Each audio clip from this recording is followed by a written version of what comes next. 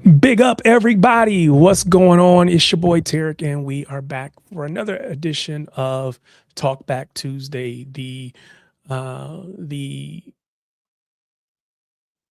live stream where you, the listener, you, the watcher, you, the viewer, get to jump on and have your say. You spend every day because you're a big time football fan, just as I am. So you're watching not just me, but you're watching all kinds of streamers, all kind of content creators as they chat footy, and half of them you don't agree with. Probably 3/4 of them you don't agree with, and so when we're talking, we're streaming, we're creating content and we're saying things and you're in your living room, you're in your bedroom, you're watching on your phone, on the couch, wherever you might be, and you are like, that is the most ridiculous thing I've ever heard. That is ridiculous. That's horrible. That's a horrible take. Whatever you might be thinking in that moment, this is the show where you get to come on and actually say why it's ridiculous, say why it is insane, an insane take, and why it doesn't make any sense. And all of those feelings, all those emotions that you have, you can come on here, come on the stream and get it out. It is Talk Back Tuesday, and I invite you to come on and talk back to your boy and tell me how you feel. How do you do that? Well, I'm glad you asked. There is a link in a pinned message in the chat. If you click that link, it will bring you in to the stream. It'll put you backstage, and I will be able to bring you on and chop it up with you. So if that is you, I invite you to go ahead and click that link and come on and talk to me. But certainly glad to have each and every one of you here again this week. So many of you are here every single week, and we certainly appreciate it. Before we jump into the football, what's up, Steve?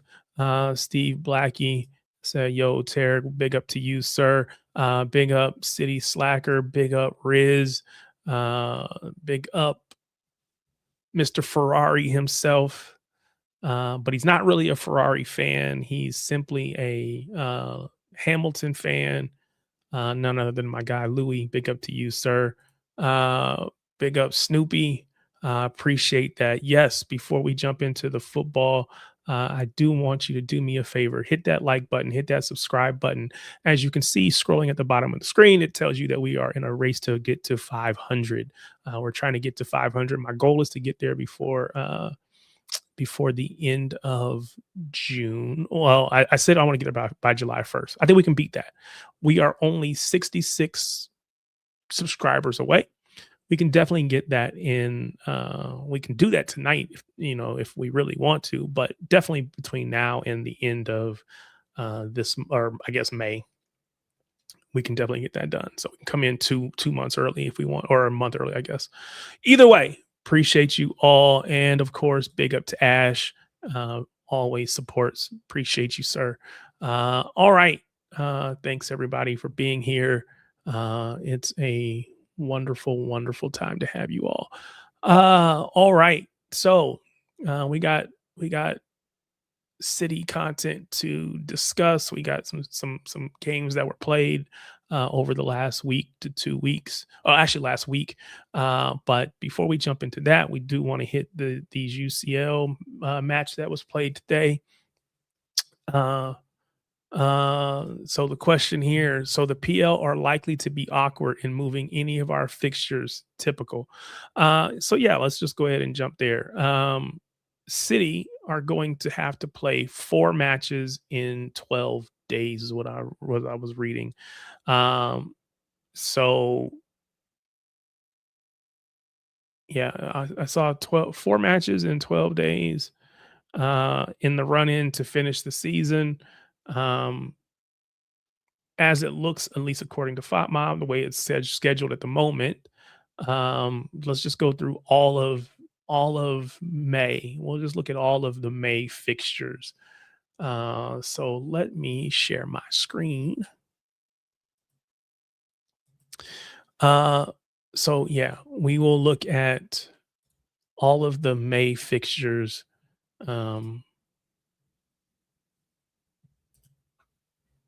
So I don't know if you can see that. It feels like it might be a little small, but hopefully, all right, I think it's okay. So beginning on Monday, May the 4th. So that is May 4th. So um, so this coming Monday, I guess is how you would say that. Uh, we are away at Everton. So City will be away at Everton on Monday, May the 4th. And then we have effectively, I don't know, 5 days, 6 days. We play on Saturday, May the 9th against Brentford at home against Brentford. So we play Saturday, then we play Wednesday, May the 13th, against Crystal Palace. We play that following Saturday, the 16th, in the FA Cup final against Chelsea down in at Wembley. The 19th, we are that Tuesday, we are away to Bournemouth, and then we will end the season on Sunday, the 24th, against Aston Villa, home against Villa. So, out of our upcoming matches, we have taking the FA Cup out of it because that's a neutral site, but we're away against Everton, home against Brentford, home against Crystal Palace. Taking the FA Cup out of it, we are away at Bournemouth and then home to Villa to end the season. So, yeah, there's been a lot of discussion, a lot of conversation about the way the season is wrapping up for us. And I think part of it has just been because the FA Cup final match has been placed in the middle of the season, or not at the end of the season like it had been previously. And so it makes it a little bit more difficult to, get these matches in. And so we have a lot of congestion towards the end of the season. And quite honestly, this is a pro and a con, a positive and a negative, because this is what happens when you go deep into competitions. You play in finals, you have to bump games and bump matches and have to reschedule and try to figure out when it works for us, when it works for the other team. There's a lot that goes into it. There's a lot of conversation around it. Um, the club evidently asked for a change in the schedule. Sounds like they were trying to switch the Bournemouth Crystal Palace matches, maybe. Um, and it's just crazy. It's just a lot of commentary about it. Louis says the moment the story got leaked on Sunday, this situation was always going to come about, especially with how reactionary people are from other fan bases. Yeah, like I said, it was a big time discussion, a big time conversation. I saw one big time content creator, one big time YouTuber described it as cheating, and this cannot be allowed to stand. Like, come on, man, what are we doing? Where is this? This is so ridiculous. So yes, the club asked for yeah, can we move the schedule around, trying to get as much flexibility as possible. Again, these are games that were uh, postponed and had to be rescheduled, and pushing and moving matches and all this kind of stuff. So yeah, it's like, hey, can we get it moved around? Yes. I mean, I wasn't gonna say his name, but since you did, yeah, it's like, oh, this cannot be allowed to stand. The Premier League has to stand up for itself. I'm like, dude, what are we doing? Acting like City is the big bad bully and just abusing the Premier League. Now, maybe they are in court because, again, we do have the best lawyers, 115 of them, by the way. But either way, it's just so ridiculous that people. It is all about reactionary. It is very much reactionary, and not even just reactionary. It's the tribalism. Because City asked for it, then it must be bad. City asked for it, so we have a negative opinion. If somebody else asks for it, oh well, big deal, nobody cares. Or if it's my team that's asking for it, nobody cares. It is such a ridiculous conversation that we are having, and it just drives me batty. But we end up having it every single year. There's always something, and it feels like, as a City fan, it feels like it is always us. I go back and grab the shirt. Why always me? Why always us? Yeah, that's the question we need to be asking. Why is it always us? Why has everybody got such a negative opinion about everything that happens to us? And why do you feel like it's such a conspiracy? Oh my God. Either way, yes, there will be changes. or this is the schedule. We will have to power through. We will talk about it some more in a minute. But again, let's just go ahead and go into it, I guess. What does that what does that look like? What does that squad look like in your mind? Who do you want to see in that team as we go? Because again, from the 4th through the 24th, that's 20 days. 1, 2, 3, 4, 5, 6 matches in 20 days. There's some congestion as we get a little bit closer. So on average, it's about three matches or a match every 3 days, which is kind of like when we're playing in the Champions League. But of course, we got a final thrown in there. And not only do we have a final thrown in there, but the opponent gets a lot of rest or what all this kind of stuff, right? So this is the conversation, and it's just ridiculous. But this is where we are. This is where football is at the moment, where everything is seen through the lens of my favorite team, my club, and my club is good, your club is bad. So we'll talk about that. But first, let's get Alan in here. What's going on, Alan? How you doing, man? All right, you? Good, doing good. So what is your take on all this hoopla about City asking for the schedule to be changed, seeing if they can move matches around? Well, the first things first, right? The FA Cup final, right? That was scheduled to play Chelsea. FA Cup final is usually played at the end of the season. Yes. It's a tradition. Now, did that start last season? Did they moved it last season? Is that right? Yeah, well, mate, it's always been that way, apart from the last 10 years, right? Where they start to mess around and start playing in the middle of the season. I think it's a disgrace. When I was growing up, it was always the curtain closer to go and play the FA Cup final at the end of the season. Everyone watched it. Right, because it was a full day, the build-up, everything. Okay, no matter who was playing in the final, but they've got it now in the middle of the running, and because we're playing the FA Cup quarterfinals, semi-finals, we're having to play catch-up on games and then squeezing these in. Now, is it the Premier League that are causing this issue? And just don't want us to win the Premier League? Possibly. Yeah, possibly. So hold on. So if this is the first time they've ever done this, then I would say it's about us and it's about keeping us from winning the league. If this has happened in previous seasons, even if it was just last season, I was told, I think I read that it happened last season, right? Now, I don't know. We weren't in it last season. We were in it last season, weren't we? Well, the thing is, Liverpool won the title. The title, but so the combination of, I think that's your point, right? The combination of going deep in the cup competitions and also being in a title race this late in the season makes the congestion feel like, hey, we got to do something. But I don't look at it as a conspiracy to stop City. No, I think it's incompetence, but it's not City related incompetence. My two questions are: number one, we've had 2 months to fit this Palace game in. Why is it just being confirmed now? And number two, why are we playing Everton on a Monday when Everton don't have any conflicts before or after Monday? We could have done it on the weekend, and then that opens up an extra midweek slot. But playing it on the Monday, you eliminate a midweek. We could have played Bournemouth right after Everton because it's on a Monday. You can't do that anymore, and it's just silly.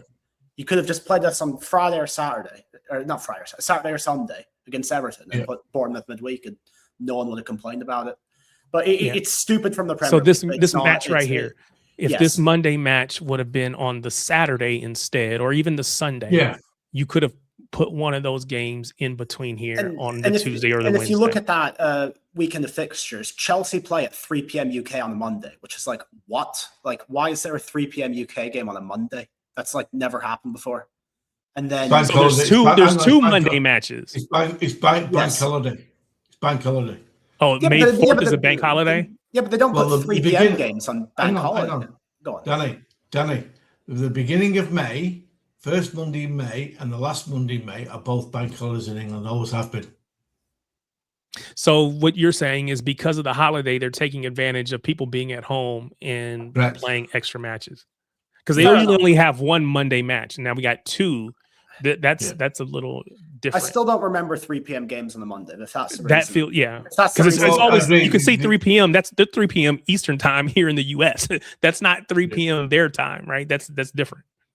So, on the Monday, that's going to be a Tuesday morning for me at midnight. So I don't know what time it'll be in, because you're near New York, aren't you? And Danny's in LA. So that'll be different times for you. See, this is my point right here. So I get it's a bank holiday, but I've never seen a 3 p.m. Monday kickoff. It's just weird. Yeah. I know that obviously when I was living in the UK, we always used to disappear off to Blackpool on a May bank holiday and go on the piss. So it's always been bank holidays in May, and it's usually one at the start and one at the end, and they've always done that. I don't know. 3 o'clock is. I blame the Premier League for this and the FA for their cooperation regarding the congestion. City are going to have to use all the squad, and I can't see City now winning every single game because I agree with you. I agree with you there. Yeah. And if it costs us the league, it costs us the league. I'm easy going about it this year, but I'd like City to win the league big time, right? But I was resigned to the fact halfway through this season that we're on a rebuild and it's going to take a little bit of time. So yeah. So I believe that the complaining about us asking for a change, the complaining by rival fans, I think that's ridiculous. I think that's soft. I think that's weak. I think that's just a bunch of crybaby mentality and mindset. Well, but let me ask this question. Does it make us look weak to even ask for it to be moved? No. Or to complain because it's not being moved? Complaining about the order of the fixtures this week, yes. Yeah. But well, the thing is, there's no harm in asking. Yeah, so there's no harm in asking. I don't think we'll get it. Which I think they've already denied it, right? They denied it pretty quickly. They rejected it pretty quickly. Basically, the question came in, the answer came immediately back out. Yeah, no, we're not doing that. Which is why I don't understand why people are so up in arms and why we have content creators complaining about it's cheating. By the time you even sat down to make the video, the answer was already out. What are we doing? Anyway. I suppose the other thing we could do, can you imagine not turning up for the FA Cup final? So that's not going to happen. Yeah, you can't not show up. However, if you have to prioritize, and we've seen I don't think in the FA Cup, it might have been, and it wasn't the final for sure, but Pellegrini, I don't know if it was FA Cup or a League Cup. It was FA Cup in 2016, the second or third round. It was much earlier in the tournament. Yeah. So again, it is a final, right? So is anyone here going to, and I saw somebody say, where was it? We should just turn up with just the kids or something like that. It sounds good, but is anyone really throwing away a chance to win a trophy by just throw the entire B squad out there? No disrespect, Ash. No, Ash, managers don't do that. Arsene Wenger did it once in the League Cup final in 2007, but managers don't do that. It's a trophy at the end of the day. Like, I know you're saying this because you don't like Arsenal, but Pep's not thinking that. Pep sees it as a trophy and he's going to play his first 11 out there. Pep will never do that. Yeah, Pep doesn't do that. Yeah. Do you all think that it is a choice, one or the other at this point? Because you've seen the fixture schedule, it is what it is now. Do you think you can only have one? Or do you think that, and you've already said the club's not going to, or the team's not going to go 6 matches undefeated or 6 matches, win all of them. So if that's the case, do you think if we can only win one, which one would you prioritize? Which one do you think Pep is going to prioritize? The leg all day long. So you think if he's going to put out a rotated squad, it's going to be in that cup final? Yep. I think if he rotates, it's going to be against Brentford or Palace. I really don't think he's going to punt the cup final. I just can't imagine.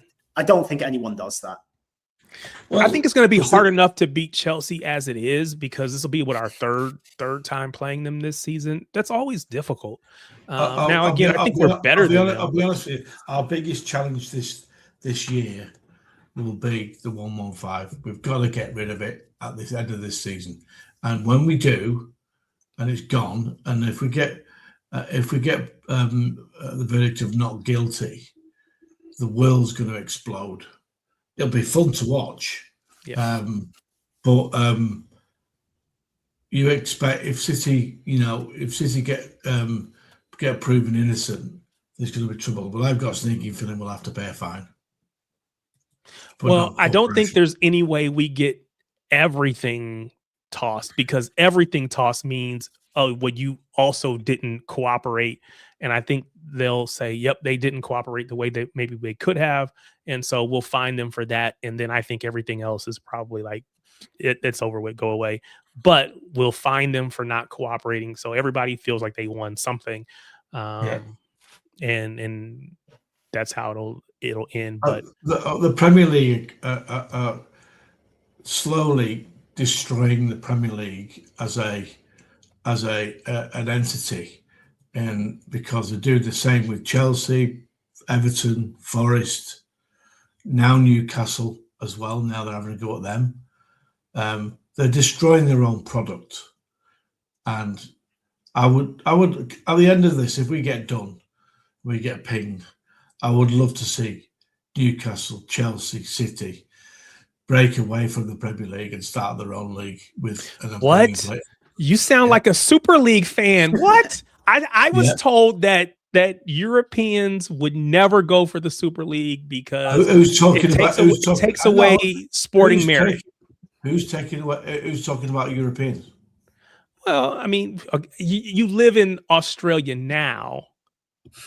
Well, I probably shouldn't have said that. Who's talking about Europeans? There's plenty of big clubs. There's plenty of big clubs in England get a big sponsor to start payday, because that would destroy the Premier League. But the way they're going about it, they're doing that to themselves, and they are. They are. So you would be okay with City leaving the Premier League, leaving the EFL, just not leaving the whole association, whatever, and just playing European teams or even other breakaway clubs? Or are you suggesting that all English teams should break away from the Premier League and start over? Yeah. Yeah, start over. But let me tell you something now. Blow up the PL and start over. Start over. Yeah, blow it up, start over, because the board of the Premier League are incompetent, and we all know they are. Yeah, that's right. We know that. Yeah. And let's face it, the only ones that want to cause this trouble are the Red Cartel and Spurs as well. They want City out, they want Newcastle out, they want Chelsea out, and they do. They do. They want their own way and want to dominate it with no one challenging them. So don't you think it's a little too late for that? I agree that that's what they wanted. That's why they, Chelsea came in, upset the apple cart. And so, okay, now let's put these rules in place to try to, now we see City doing the same thing. So let's try to put these rules in to stop Newcastle. Them. And now we see Newcastle. Yeah. Now we see Newcastle. And so they put more rules in to try to stop Newcastle. So I do think there is an attempt. So I guess I'm kind of talking out of both sides of my mouth here. There have been attempts to try to stop it. You're right. Newcastle most recently. Newcastle owners are threatening to walk away because they can't invest in their own business. So I've seen them threaten to walk away from Live Golf, because I try to play golf. I don't do it very well, but I do try to play golf a little bit. So I'm familiar with Live Golf, and I know they're talking about moving away from that because, quite honestly, again, kind of like the Super League, where you kind of have this breakaway organization and you think you're going to get, and you did get quite a few people to come over, but you still didn't get everyone, and it just wasn't enough. What I'm saying is, I'm not saying the Super League. that the Premier League are destroying itself from within by the cartel wanting to run it and have their own way and have no one to challenge them at all. And anyone that challenges them, they want to do them financially for fraud. Now, with all due respect to the United Liverpool fans out there and the Arsenal fans, they can go and get fucked.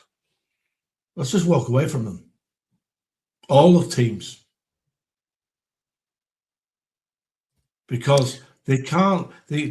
I want to see Newcastle. The owners of that business want to invest in their business. If you had a corner shop that was competing with Walmart, right, and Walmart turned around and said you're not allowed to spend and invest in your own business, what would you tell them to do? Go and get fucked. You can't do that. I totally disagree with it. It's against business law. And, they're trying to stop City from spending money on players. I want to see Newcastle go out and spend money. And then it's who's the best on the pitch. Yeah. Which, again, for all the talk about 115, I know what I saw. My eyes witnessed City do all the things. So regardless of the outcome, you can't take that away from me. I don't care what whatever happens and whatever. We're going to be I saw it. I know we were tarnished with the word cheats now for the rest of our lives. Yeah, the brand damage is done to Man City is horrendous. Yeah. All right. Moving quickly to tonight's UCL matches, so we can just get these out the way real quick.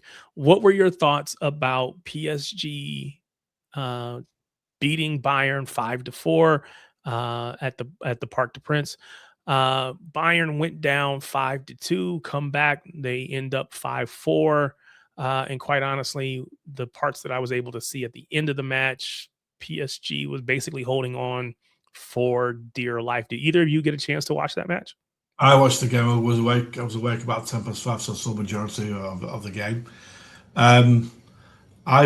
It was highly watchable. Yes. Defenses didn't really exist, and it was just who could score the most. Quality was very, very good. Without doubt, they're the two best sides in Europe. Without doubt. Yes. That was the final. I have the question here. Was that the final? Is this the final? Yes. Can the winner of Arsenal, and maybe can is probably too easy. But do we expect the winner of Arsenal Atletico to beat either of these teams in a one-off match? You wouldn't expect it. You wouldn't expect it, but you've seen enough Champions League finals in the past where the underdog has won. You've seen Dortmund in '97. You've seen Chelsea 2012, so on and so forth. So well, the situation with that is a possibility, because if Arsenal just sit behind the ball, 11 players behind the ball, and have one attack and score, and PSG don't, or Bayern don't, then they could win. See, my only question is if they went toe to toe with either of those teams, they'll get annihilated. Yeah, you think Arsenal and Atletico, either of them would, or just Arsenal? No, if Arsenal and Atletico went toe to toe with them, they would get annihilated. Yeah, they don't have the firepower. They do not have the firepower. Do they have it? So again, these teams look irresistible, right? Bayern, PSG, they look irresistible. They look inevitable. Is there enough defending that Arsenal can do, that Atletico can do, to keep them off the board, to keep it to a 0-0? I just don't know. They just seem like they're guaranteed to get a goal. Arsenal will defend like crazy and just try and hit them on transitions. That's all they will do. They're not as good defensively as they were at the beginning of the season. Agreed. Yeah, back in November, they beat Bayern and they looked very good doing it. Right. If Man City played either one of those two teams, right, PSG and Bayern, would get battered. Yeah. I think I agree, which is why I started laughing. It would be insane. It would be insane. Yeah. So, yeah, I guess, yeah, I think I agree with you. I think we would probably, they're just offensively, both of those teams are really, really Vincent good. Company to get through the next round is going to have to play a little bit more solid to get through and try and win 1 or 2-0. Because if he went out trying to do the same tonight as he did tonight, Bayern Munich will go out. Even if they're, because the day they were away, so they were the away team, and then they were able to, even being down 5-2, they got 2 goals back. Now again, away goals don't matter, but I think it showed something that his team didn't buckle and his team didn't just completely fall apart, being down 3 goals on the road. As much as, like, again, there's 2 camps, right? There's the camp that says bring Vincent Company now. There's the other camp that says he's not ready. He needs more time. He needs more experience, whatever. I don't really care which camp you're in. You can probably make an argument I'll let you into a little secret, and you're not going to like this. Hold on. You can make the argument that today's match justifies your opinion, whichever one of those 2 opinions you hold. But go ahead and tell me. You're going to try to tell me that Vincent Company's not coming. Right. Vincent Kompany and Enrique will not be the next manager of Manchester City. Agreed, I think. Maybe there'll be someone before that. That's what I think, but I guess the question is, and if Pep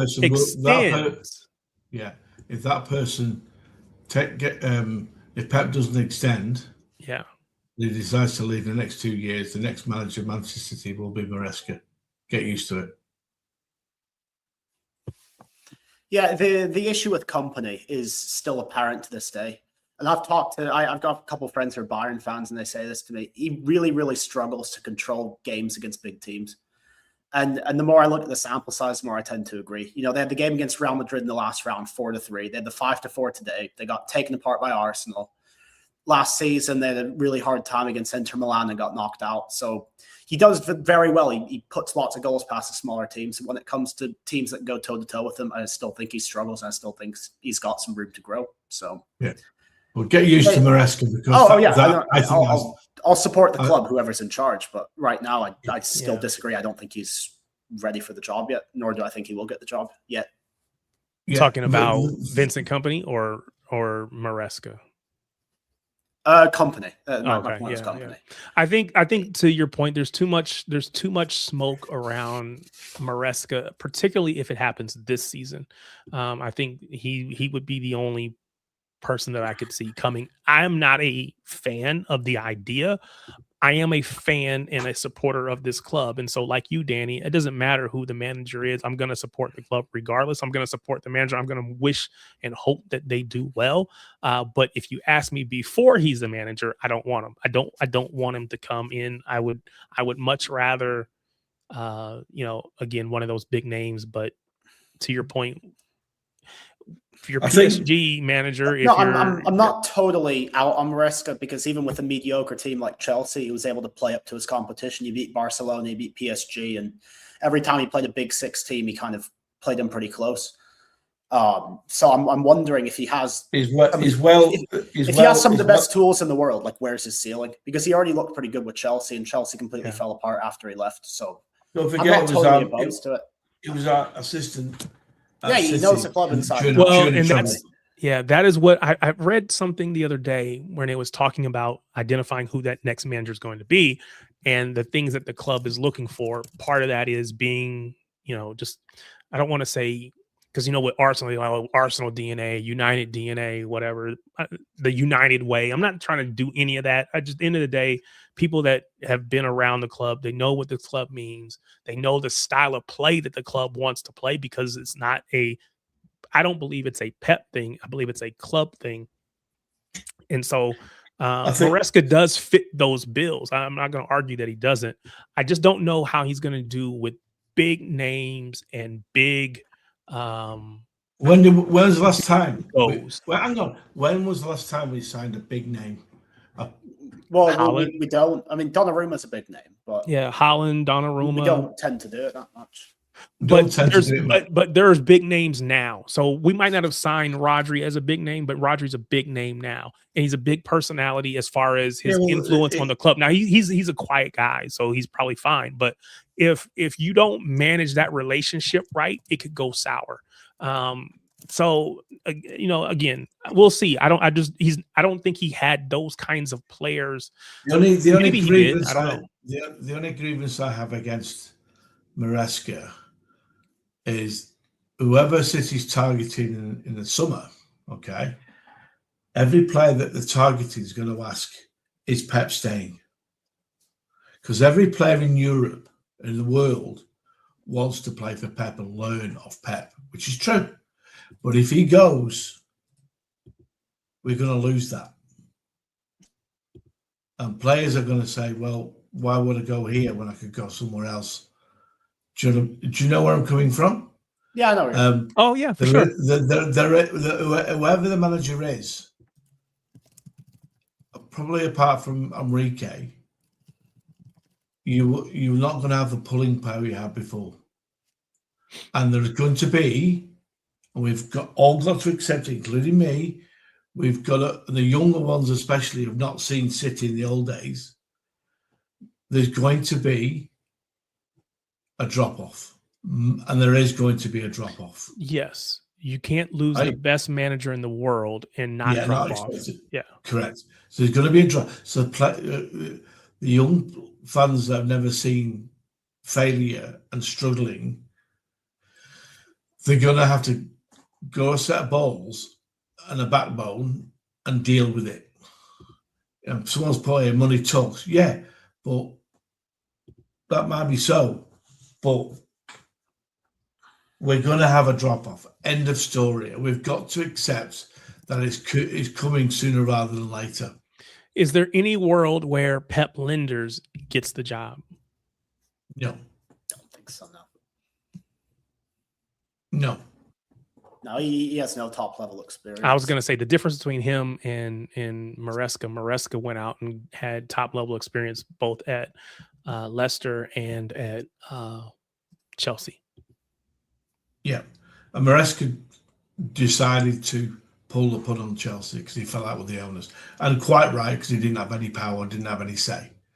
I totally agree with him. Yeah, fair enough. So PSG takes down Bayern at home 5-4.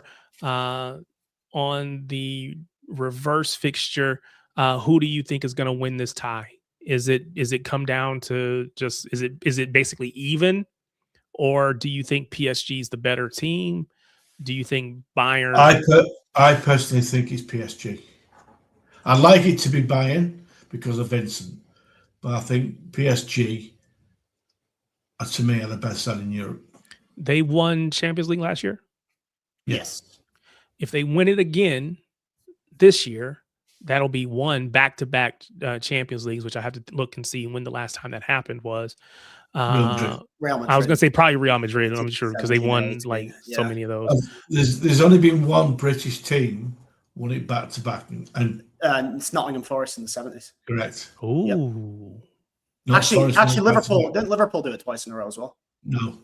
Sure they did. Late 70s. No, not back to back. Not first are the only ones from England to win back under the very famous Brian Clough. So City and PSG, for whatever reason, seem to be linked, right? Liverpool did go back to back, by the way, 77-78. Anyway, go on. Danny was like, I know this. You can't tell me I'm wrong. Go figure it out. Yeah, no, that's what's up. So Liverpool and Nottingham Forest have both done back to back, but it doesn't happen often. In this case, it could be PSG going back to back when both of us were being compared. Both clubs were being compared because they were quote unquote the nouveau rich, the newly rich clubs. And oil money and all the stuff, whatever that we want to talk about. But at the end of the day, these two teams, these two clubs have been linked to each other now. We won the Champions League before they did. If they go get two, because there was a lot of conversation about, because we got the Champions League first, that our what do we want to call it? Our what's the word I'm looking for? What's the word? Not program. I don't know. Anyway, our oh pedigree. man, huh? Pedigree. I don't know. No, but basically, there's a word that everybody uses in process, but that's not really the word I'm looking for. But project. There you go. I was just like, man, I couldn't. My brain was like dead. Thank you very much, Marla. Because I just like, you know what? It's late. Not even late, but I guess I don't know. I'm just slow. I gotta take my vitamins. I'm old. Anyway, our project. We considered our project to be better than theirs because we won the Champions League before they could. Now, if they go on to win too, does that change how people view the two projects? I mean, they win the league every year because there's no competition. Well, that's why people regard the Premier League as the strongest, because it's strongest in depth. Is because Germany's got probably two teams that win it on a regular basis: Dortmund and Bayern. Yeah, Mamty, this is why I couldn't think of the word, because I'm always like, no to projects. I couldn't even get the word in my head. Refuse. France, you've got PSG. Spain, you've got Barcelona, Real Madrid, and possibly Atletico Madrid. The rest are once in a while. Yeah. The rest are pub teams. Italy, you've got the Milans and the Juventus. Probably. I think Italy's just so low quality nowadays that there's like 4 or 5. Well, that's because the lack of money being pumped into it. Oh yeah, it used to be the best league in. Oh yeah, the 90s and the 2000s. It was great. Oh, it was the best league in the world and all the stars. But the Premier League have got that because of the money. This is why I don't understand why the Premier League are trying to do what they're doing by punishing teams. We've got the best marketing league in the world. Why do you want to dilute it? Stupid. They're making shitloads of money. It's like you go to Spain. I don't know if you know this, Tarek, but the top two teams of Barcelona and Real Madrid get 80% of the TV money there. Germany have a similar sort of portal. They get majority of the TV money for the big teams. England, everyone gets 100 million. Then you get prize money on top of that. So everyone's getting a fair share. This is why the Bournemouths, the Crystal Palaces are buying big players. They can afford to do it. They can afford to do it, pay the wages, right? And that's why if you don't turn up against Bournemouth, you get beat. And that's why it's good for you, me, Danny to watch from the other side of the world, because when you go and watch the game, you think, shit, if we don't turn up here, we're going to get dicked. Yeah, 10 years ago, you go to Bournemouth, you waltz in there, you win easily, but that's not the case anymore. Correct, not now. No, it's getting stronger. Same with Villa, Brighton, Newcastle for the takeover. They used to be away games, but not anymore. Villa used to, they won the European Cup. Villa used to be, and still are, in my opinion, a very, very big club. And they are. Oh, yeah. When I was going game in, game out in the UK, my favourite ground away game was always Aston Villa away. Great atmosphere at Villa Park. Great atmosphere. Big club, big fan base. They used to win trophies. And their manager now is brilliant. He's absolutely brilliant. And they compete. And every time we go to Villa now, we're in for I've seen us get dicked there a few times. You know, they're a very big club. So, Danny, if you're ever over, and Tarek, if you're ever over and we're playing Villa away, make sure you get a ticket because you'll love going to Villa Park. We play Villa away. No, Villa away. We play Villa at home, our last match of the season. Yeah, Villa away was 2 months before I came over. Yeah. If you're going over and you want to go and see a game and you've got Villa away, that's an away game you should always go to. It's brilliant. Great ground, the whole 10. I remember the first time I ever went there was 1981 in the FA Cup semi-final against Ipswich. And Ipswich was one of the best sides in the country at the time. They had a world-class team. They won the UEFA Cup. Yeah, they won the Europa League in what, 81? Big up, Martin. Yeah. UEFA Cup. It was the UEFA Cup back then, yeah. Well, to me, the European Cup meant something because it was only the champions that were entered into it. And the UEFA Cup was the second, third, and fourth in the league, was getting the FA Cup winners. So, to me, the UEFA Cup was a powerful trophy to win. And the European Cup was only the champions. So, on the weekend, we saw City beat Southampton 2-1. Thanks to a Nico G shot from outside the box. It was a heavily rotated squad, but we were able to pull out the win, even if it came maybe a little bit later than I was hoping. And it took a little bit more work, and we had to pull some people in that we were hoping to maybe rest the entire match. That being said, it was a heavily rotated squad. Out of that heavily rotated squad, who do you think showed well for themselves, and who do you think, I guess, failed that test? Well, Foden was a spare part. Nico Gonzalez was very, very good. So you say, go ahead, Danny. I'll let you answer that question, Danny, before I respond to that. I don't know. I don't think many players gave a good account of themselves. At least not a good enough account to displace anyone in the main team. Thought the defense was fine, but the defense is probably the best part of the team right now, so you're not going to change much of that. Kovacic was great, but again, you're not really going to be forcing him into the team. So Alan mentioned Nico G. Nico G ends up with the winner. But do you think he did enough? And it sounds like the answer is no for you, Danny, but do you think he did enough to push his way, not even into the starting lineup, because again, he's got Rodri sitting in front of him, which is not going to happen. But do you think he did enough to kind of earn another year? Or more importantly, did he do enough to earn more minutes from Pep? In this run, I just don't think you're going to see much of him. I think it's Rodri's role to lose. And whether the injury keeps him out of Everton or not, I'm not sure. But he's clearly a very good squad player. He's clearly dependable when he's called upon. But don't know. It's just a tough situation to be in. And we'll see how long he lasts here. I think he's a great player, but I don't think he's starting level for us just yet. All right. I personally think that I'd like Nico G to stay this next season. I think he's a very good backup player and can come and play quite a number of games for us and do well because he's good enough. I think that Rodri, you'd like to keep that if he signs his other new contract, which I hope he does. I think a lot depends if Pep stays or not with that. Because if Pep disappears, I don't think Rodri will stay.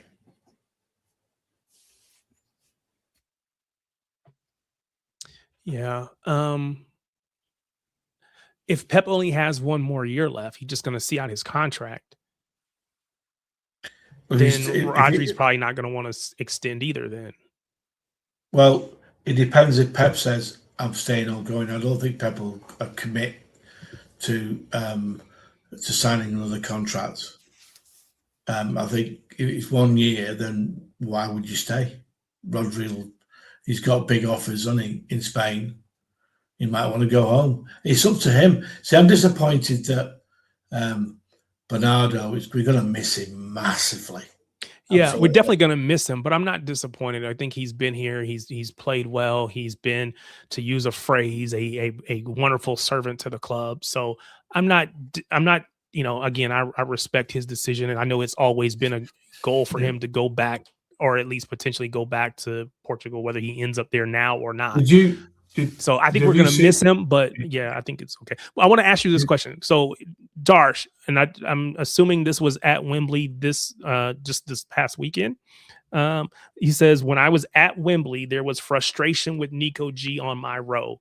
It's not even just the lack of risk in the final third. but it was rather the way he leaves his pivot and exposes the space left behind. Danny, is that something that you noticed? Do you agree? There's a couple times this season where he's overcommitted. I think he did it once on Saturday, and then in that Leverkusen game that we lost. I know it was a rotated team, but he didn't really cover himself in glory on one of the goals. Like I said on LB stream a few days, I think he's still flatters to deceive on the ball at times. I think under pressure, he's no Rodri. You can't compare him to Rodri really, but he's still a bit shaky with his back to pressure. He doesn't have the same passing range that Rodri does, but again, he's still young like Rodri was when we signed him, so I'm willing to give him time to improve. The question is he willing to give himself that time, or does he want to start somewhere else? Big up, Martin. There he is. Good evening, Tariq. Good evening, Danny. How are you? Good evening. I'm digging the new badge, the black and white. That's pretty sweet. No disrespect to the old one, but I'm just saying. I'm playing around for the new season. Good evening. I don't do evenings. You don't do evenings? Oh, you're talking about Alan.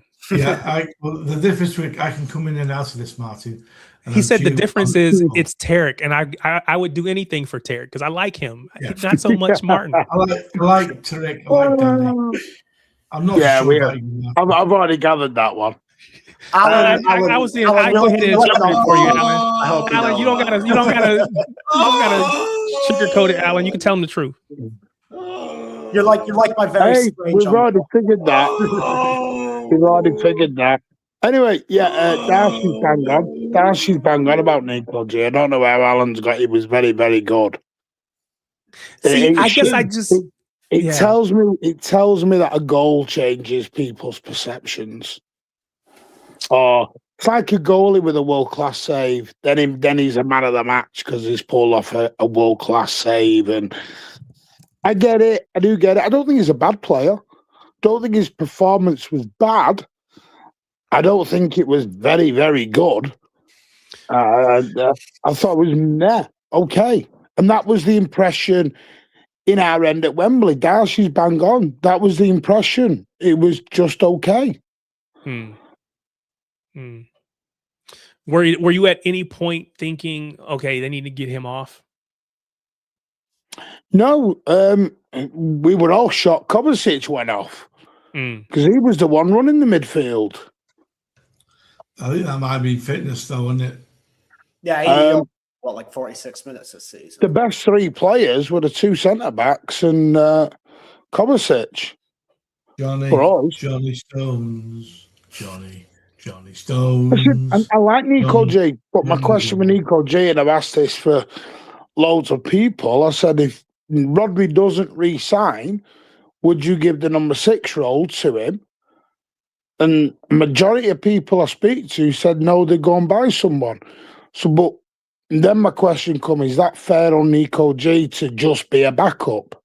Because I think people have got this idea Nico G can play in 8, which he can. He can play in other roles. Pep Guardiola only sees him as a backup to Rodri. Yeah, that's how it appears. That's the problem. He doesn't see him in an 8 role. He doesn't see him as any other role than a CDM.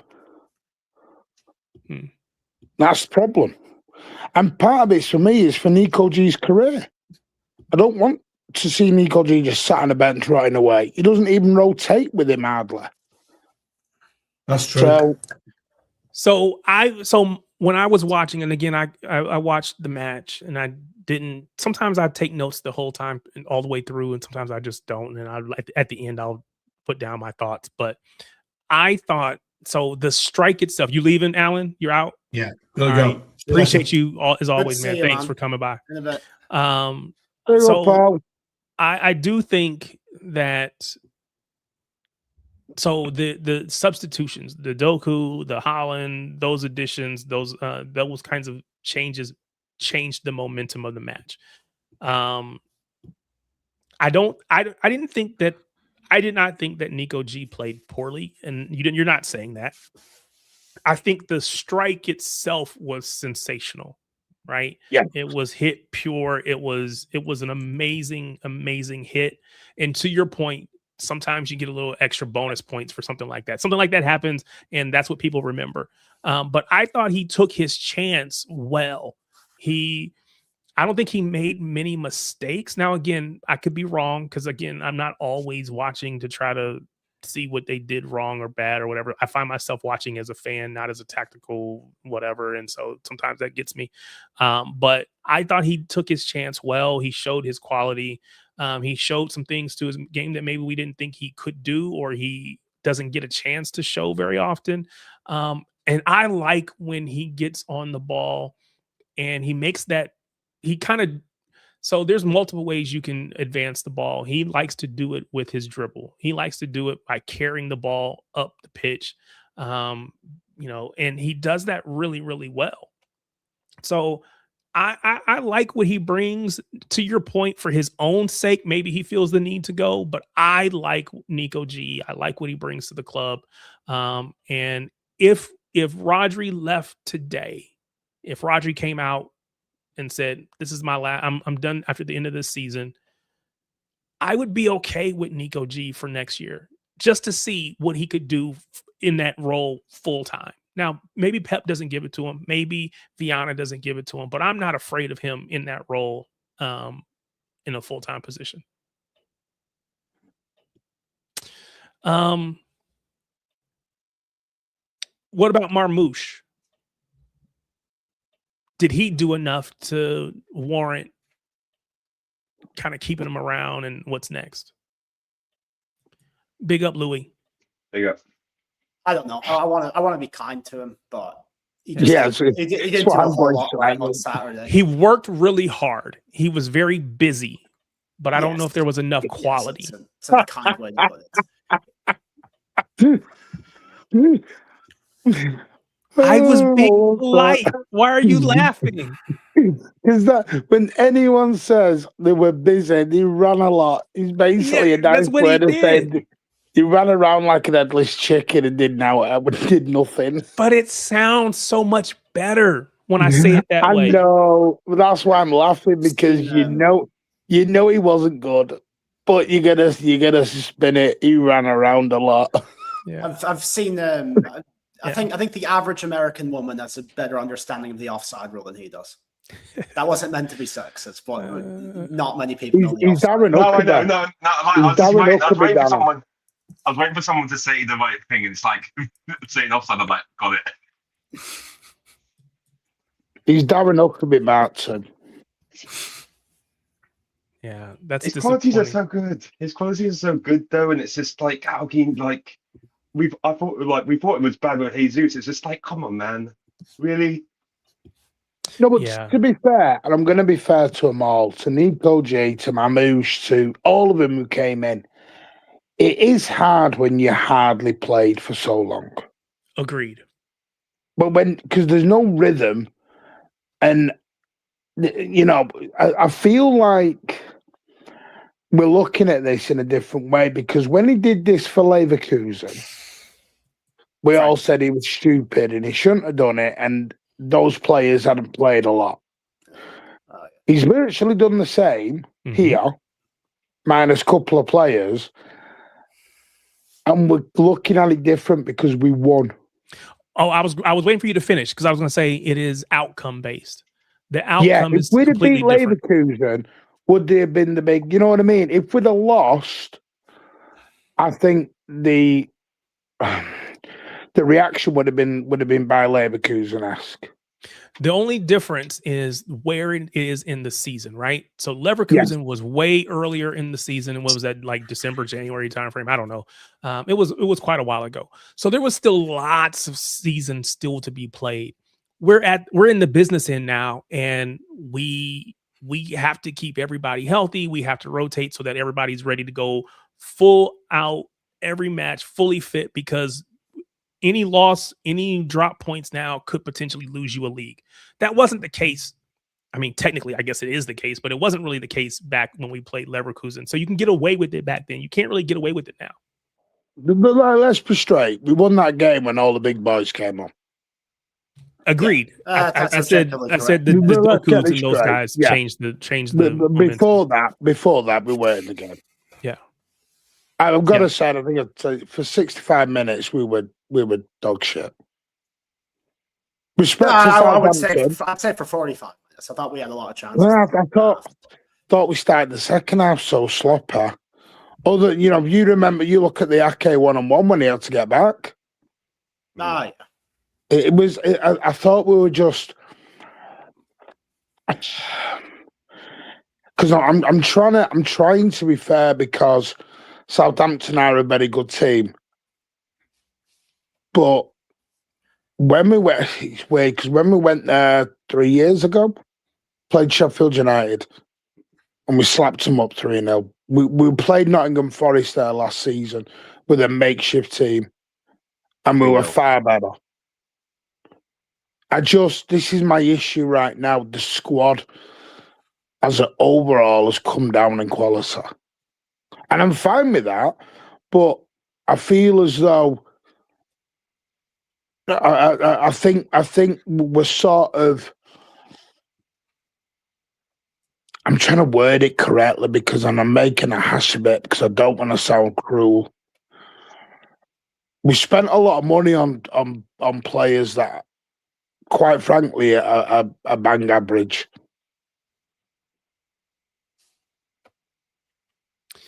Yeah. A lot of money. And I think some of that is I agree with you, and I think you've talked about it on your stream. I think Pep and Viana have this really weird relationship, and they don't see eye to eye on signings. And I don't think it's Pep really refusing to play the players per se. I just don't think they fit his system. And people are saying, okay, maybe he's signing players for the next manager, but why are we doing that? Pep's here. Sign players for Pep to win here and now. That's how I see it. And the players are being linked with are not. And I get. Yeah, it's weird. The 2023 summer window was problematic. That's objectively true. Last January, that's the weird funny phase right there because we signed players that we kind of needed to sign to stay afloat in the Champions League race. See, that's what I was going to say. They were good. They were good then, but like now we're kind of seeing that in this system they just don't work out. They're just not Pep Guardiola suited players. Yeah, I was going to probably. And I was going to say the same thing, that part of them being poor or maybe not to the level that we've seen in the past is when we bought them. I think there's always been this idea that it's harder to buy in January. And so most teams will go for the people that they really want in the summer. But we didn't have the luxury of waiting till the summer. We had to go get players to kind of preserve any chance at Champions League last season. And then now it's like, well, we can't go, we could potentially get back into this title race.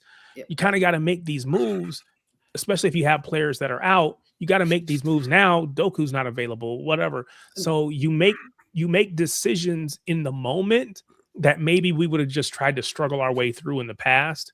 And so now we end up with players that, like you said, Danny, fit in the moment, but maybe aren't. Look. One second. Mate. I tweeted about this a while ago. It's like we've just signed a bunch of wingers. We've signed Semenyo, we've signed Savio, we've signed Marmoush, arguably a winger. We've signed Cherky, arguably a winger. And you're still seeing people in the fan base say we need 2 wingers in the summer. Like, I don't work on the board. I'm not a professional scout, but it can't be this hard to just buy a core of players that just sticks. That's come from Jack Gordon as well, by the way. We're seeing players that we've signed within the last 12 to 18 months that are being linked with exits, and it's just a big red flag at the recent recruitment. Yeah, I saw that. We can't just be buying 50 million superstar every window, buying 6 players every window, saying, "Oh, we need this, and this," because, like Martin, you're saying this is gonna be the biggest window since the takeover, and like, while I want to believe you said that last summer as well, and if that's true, then like, what are we doing? No. But by the way, when that was said with outgoings, incomings, and contracts. I think it was every bit of news. When I said that wasn't meant to mean just incomings, because when people like it or not, for us to bring any player in right now, we have to bring in 3 or 4 players. We've got to sell 6 or 7. No, my thing is, what people don't realize. When Cheeky was here, were the transfer windows super flashy all the time? No, but they didn't have to be, because 90% of the time they'd buy players and they'd stick in the long term. And And not that's only just my that, worry. we'd even wait a year. If the player wasn't available on the market, we'd wait 12 months. So, the Vincent Kompany's, the Sergio Aguero, we were the team that won the league with a false 9 because there was no perfect Aguero replacement out there. We were the team that waited Well, Levy had his for head, Laporte. We in the waited for sand. Diaz.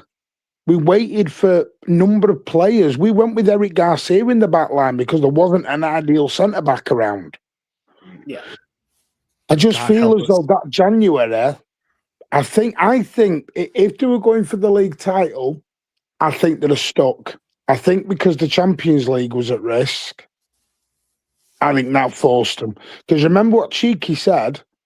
We only ever do business in January if the season's bad. That's right. So, because we always said that was the first time we'd ever done it. We've now done it for 2 Januaries on the bounce. We've never spent this kind of money. I was talking with Stefan. It's not just 1 or 2 players. We're splashing big money as well. Exactly. Well, Stefan Boulton said this to me at Wembley on Saturday. He went, "This is very un-City-like. Very. Exactly. What we're doing right now. Maybe this is just Viana.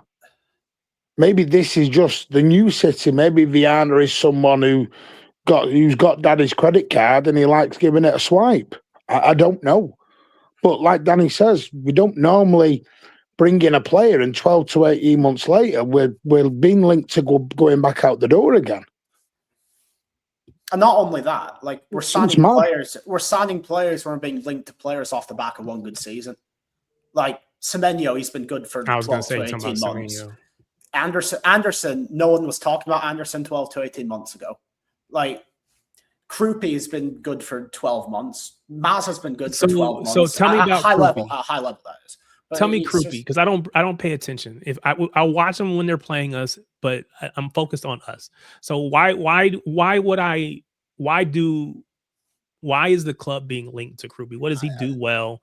What would we expect from him? I can't say I watch him all that much, but he just seems like a guy who scores a goal a month, and every time he scores a goal, he gets hyped up. Yeah. I don't know. I'm just so disinterested in the transfers now because I know how long are these players actually going to stay here? We don't sign players. It's like the thing I've said to people is why are people so excited about transfers when you don't know how long they're going to be here for? Because the trend now is we're getting players and they're leaving 12 to 18 months after. So I don't know. I'll always back the club. I don't know better than Viana. I don't know better than Pep, but it's just a very strange trend. Don't doubt yourself, Danny. You never know. I'm just a math student. But he's 19 years old. Are you a math major? I'm a math major, yeah. Okay. He's going to become. I was learning about the universal covering space. 2 manifolds today. Fun stuff. I have no idea what any of that stuff you just said is, but sounds good. So there. I didn't know what that was 24 hours ago. And I still don't believe me, recruiter. He's 19 again. So again, we're going back in this 18, 19, 20-year-old mode. 80 million quid. So Junior Krupi, according to FOTMob, has a transfer value of $24 million or $24 million. He is from France, 19 years old, 5'10", and he is primarily a attacking midfielder / striker. So he's a 10, according to FOTMob, at least. So what you're telling me is we've become exactly what I feared 6 months ago when I said we were going to become the new Chelsea. Yes, and some of this fan base is too obsessed with shiny new toys to realize that. They just love transfers and nothing else. Where would he play? He's not playing with the team.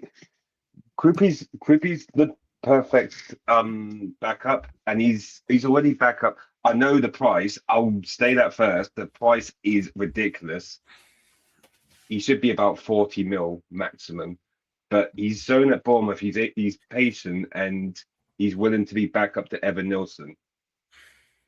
And in that same report, it said he wants to go up in one of the best clubs in Europe. So him at City being behind Haaland, he'll probably feel that's an absolute privilege to him. Do you think he'd be behind Haaland as a striker? Yeah, definitely. Interesting. So again, he's 19. Hold on, let me pull this up. So what He's you're telling me 19.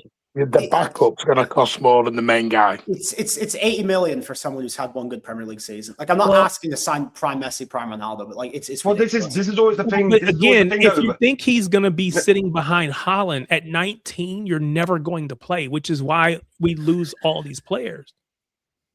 Like, it's always the first impression, though. At the same time, that's the thing with news stories. It's getting this. What's that? The clip that Denzel Washington did about like not telling the truth with the news. Like, if you're informative and whatever, you're trying to be first. Yeah, exactly. So it's getting that story in first, saying he's got the it's 80 million pounds, and then that's the story that's the impression that people go first. Like, that's what will happen. It's always like that these days, but it is what it is. Yeah. So it sounds like nobody's concerned about him coming as a backup because he's already a backup. But my question is, at 19, can you afford to be a backup for? Well, again, we saw people do it, so maybe he can. He can come here. He can bet on Pep to improve him. But we know backup strikers aren't going to play. So, or at least not very much, because we've seen with Marmoush, he doesn't play very well. At 5'10", he's not a big dude. Maybe for football, that is a decent size, I guess. I don't know. Darsh says Krupi is very good, but it's his breakout year. At his age, he's going to be very inconsistent. Oh, he said he's going to be very, very inconsistent. That's because young players are normally that way. We're back in the Doku and Savio project situation. So hashtag no more projects. No, I agree with Darsh. Governor says we've got Mukasa for that.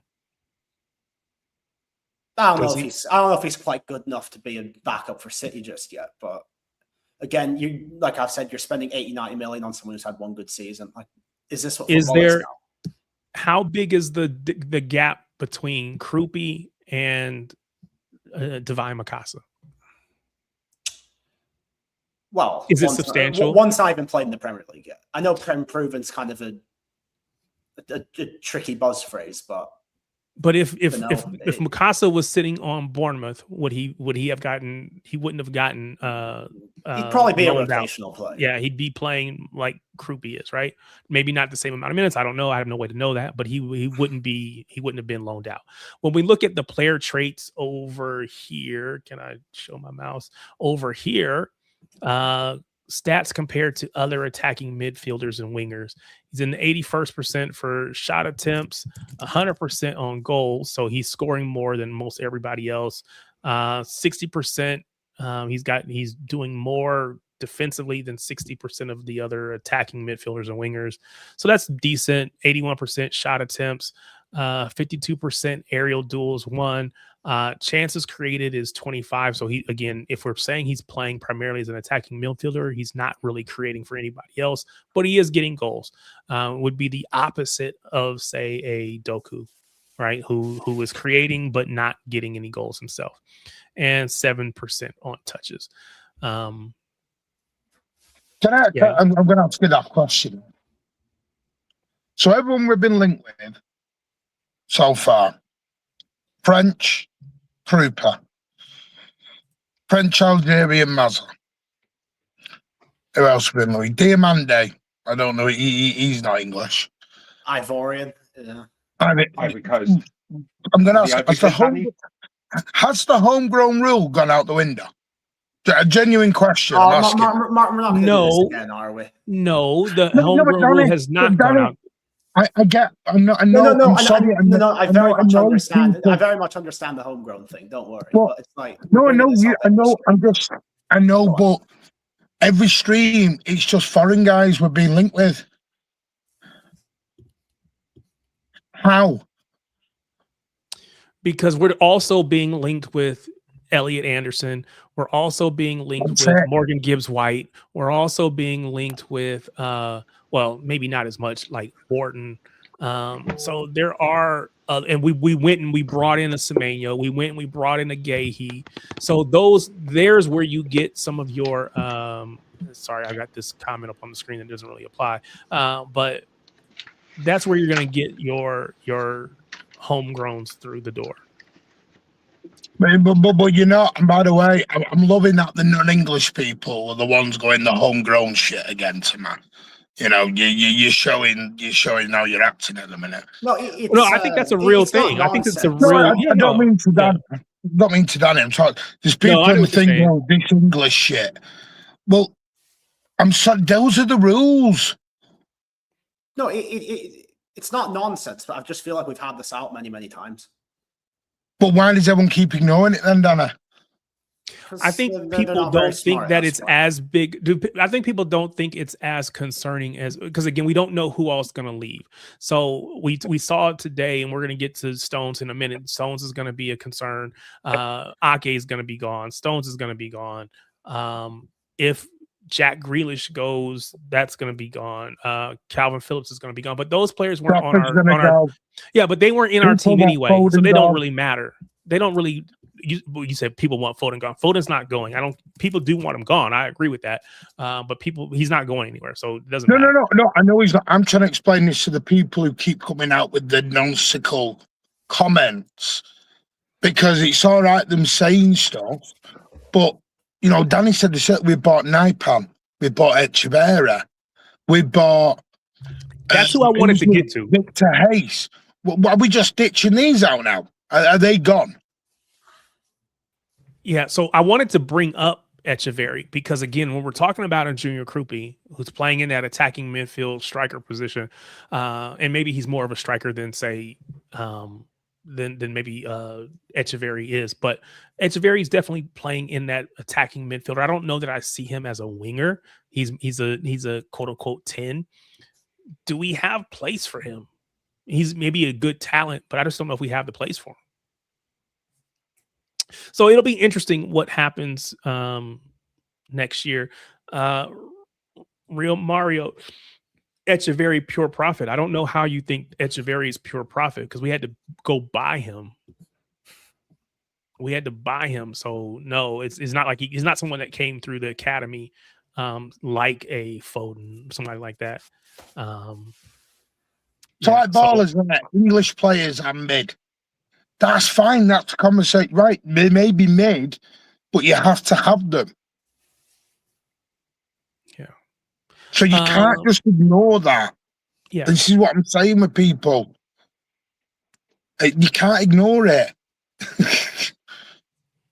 I'm not trying to bore people with it. I'm trying to make people understand the rules, because I think anyone only seems to get happy when we get linked with a 19 or 20-year-old guy in the Bundesliga or some guy in Liga, and it's like, what are we doing? Yeah, I came up with one last year. I mentioned Charlie Cresswell. No, what? He was from Liga, and everyone went, no, he's an English bum. There is this English negative bias towards English or homegrown players at the minute. Not Anderson, though. Not Anderson that I've seen. There's some fans I've seen don't want Anderson at the money. They're quoting him out. Wow. I know what's wild, but I'm saying Welbeck is a good backup to have. Yes, he's a rag in Arsenal, but it would give a medium-term solution. I would say medium term. Isn't he like 35 or 36 now? He's been around for a very long time. Would you take Danny Welbeck as a backup for Haaland? No. I can't believe this is what we're doing. I'd rather use Macassar. Because I look at Croupier, I look at Macassar, and Macassar would do the job what Croupier is doing at Bournemouth. So if you've already got that, why not use that?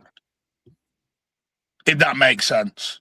If you've already got someone who'll be back up at Bournemouth anyway, if he was at Bournemouth, why can't he be back up at City? Yeah. Do you know what I mean? Because they're roughly the same age, aren't they, Danny? So yeah, approximately. And Macassar's come through our academy, so I just think But maybe I'm that's just- the issue, I don't though. know. So the comment that was made about pure profit in regards to Echeverry doesn't apply. However, it would apply to a Divine Mukasa. We could sell him, and it would be we brought him in from West Ham in West Ham. 2023. Yeah.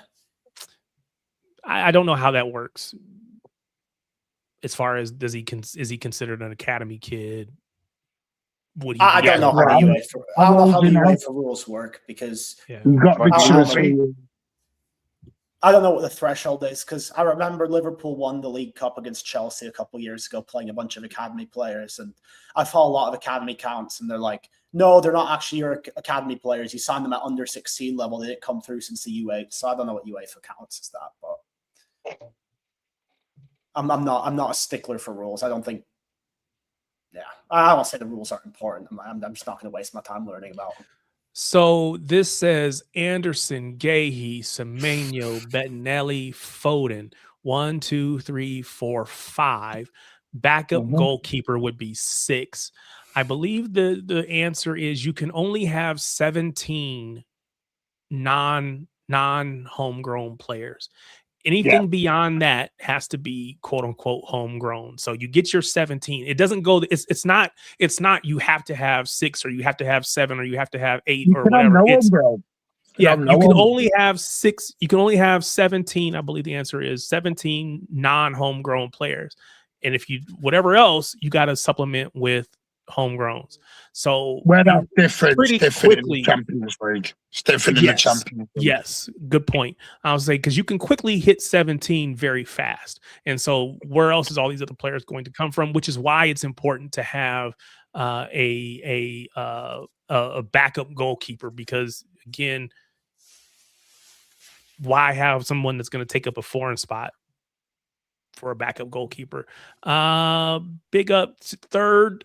What is third treble? It's me, Tariq. It's me, Tariq. No, I know. I figured it was you, but I was trying to see what it said. Oh, maybe I have to pull this down. It says third treble. Stay humble. Stay humble, eh? Yeah. Big up, Ed. Glad to have you, sir. Ed, would you take Danny Welbeck as a backup to Erling Haaland? Oh man. I know he's had a couple of good seasons at Brighton now. And that maybe that is the mold to go down because it seems like the younger players we're bringing in or prime players do want to leave after a certain period of time. So I wouldn't necessarily be against it.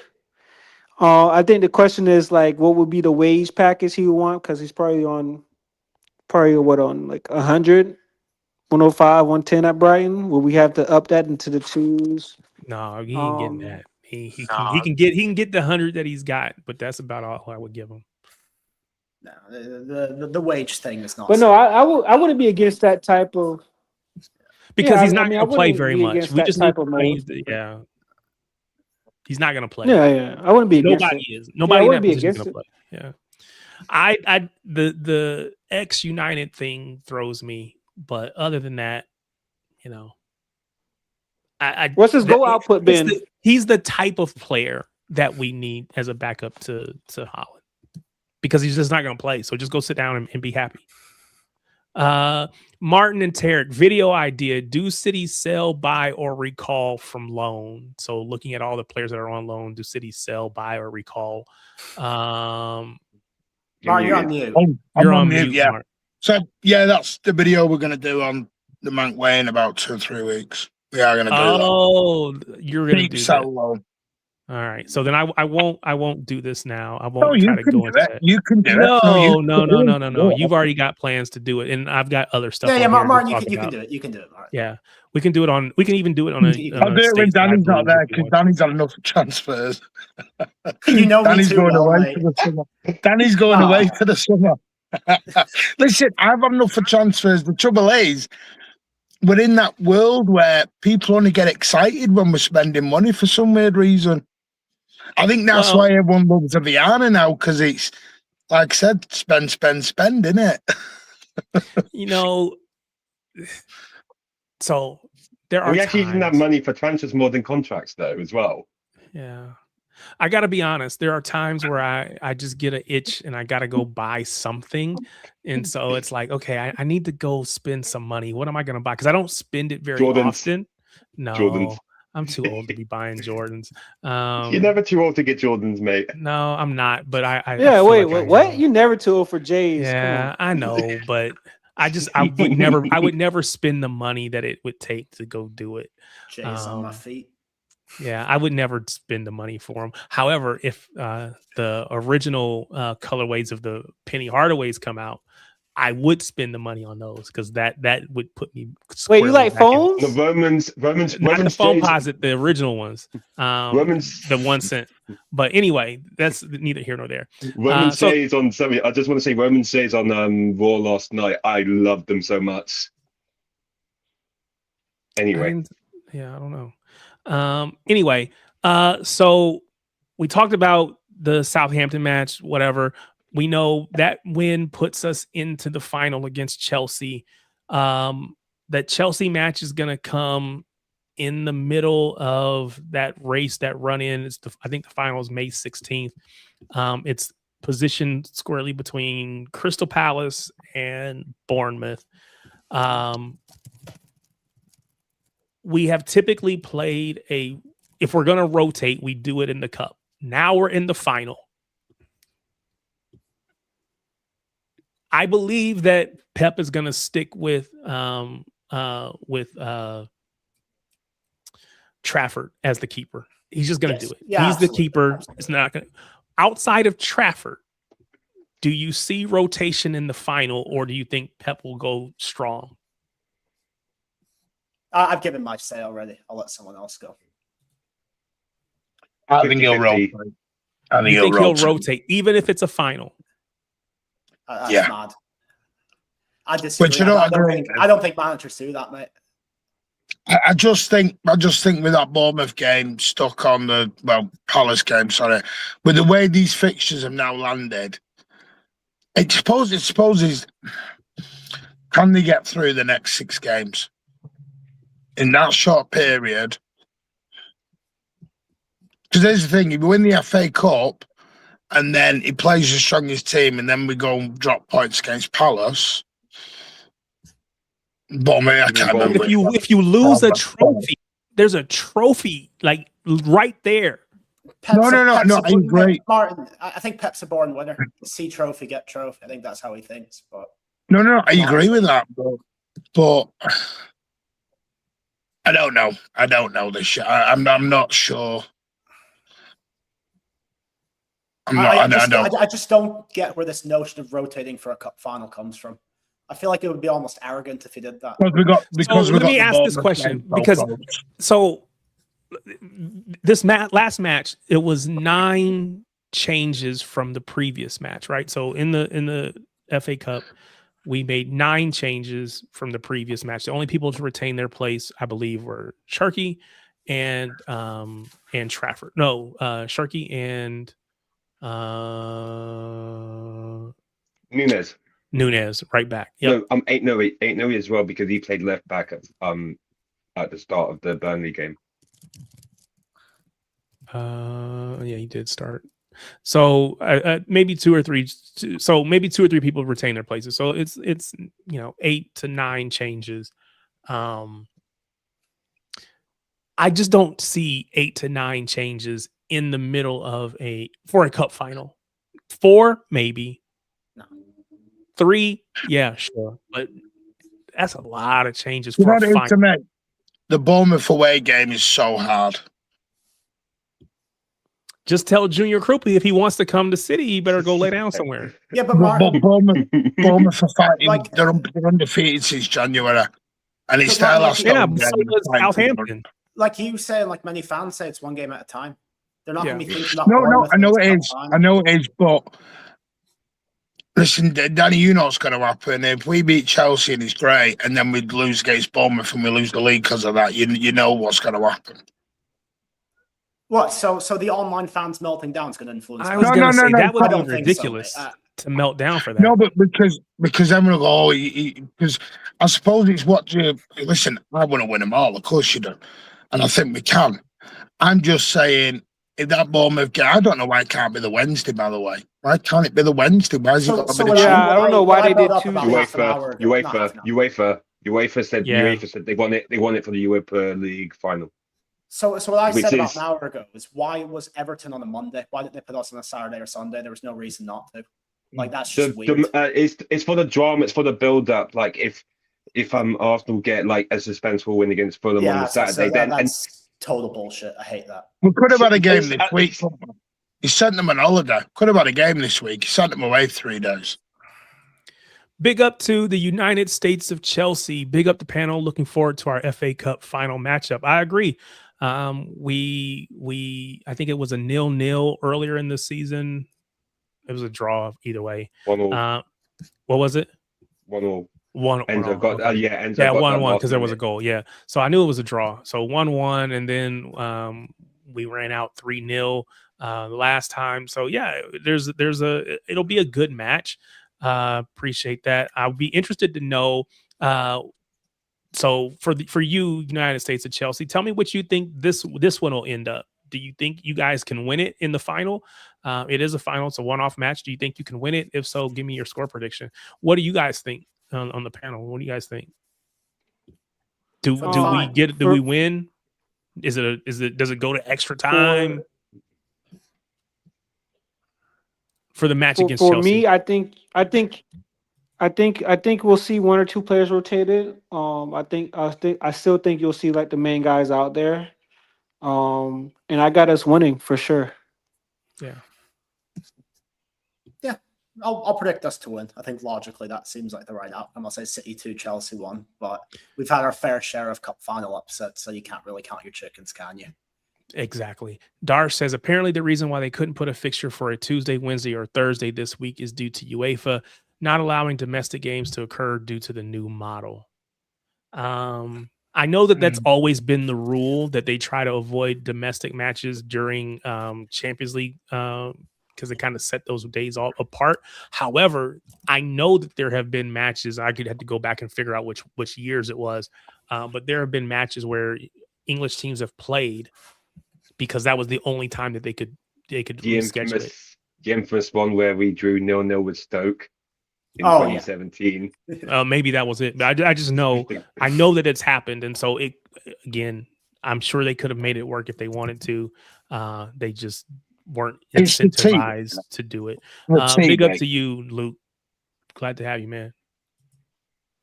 He says that he thinks it'll be 1-1 and then they take it on pins. God, I don't want to get to pins. I don't have any confidence in our penalty takers. Well, we won our last shootout against Chelsea. Yeah. Listen, I don't think we have any issues with Chelsea. I think Chelsea had a basket case of a football club and team, to be honest with you. And I think we'll beat them 2-3-0. I'm quite confident. We did last time. I mean, I think if we rotate, we will have issues, but yeah, well, I don't want to rotate. I'm just panicking with the Rodri injury, and he's coming back on Monday, and then you're going to spam him out till the end of the season. Well, don't spam him out. That's what Nico G is there for.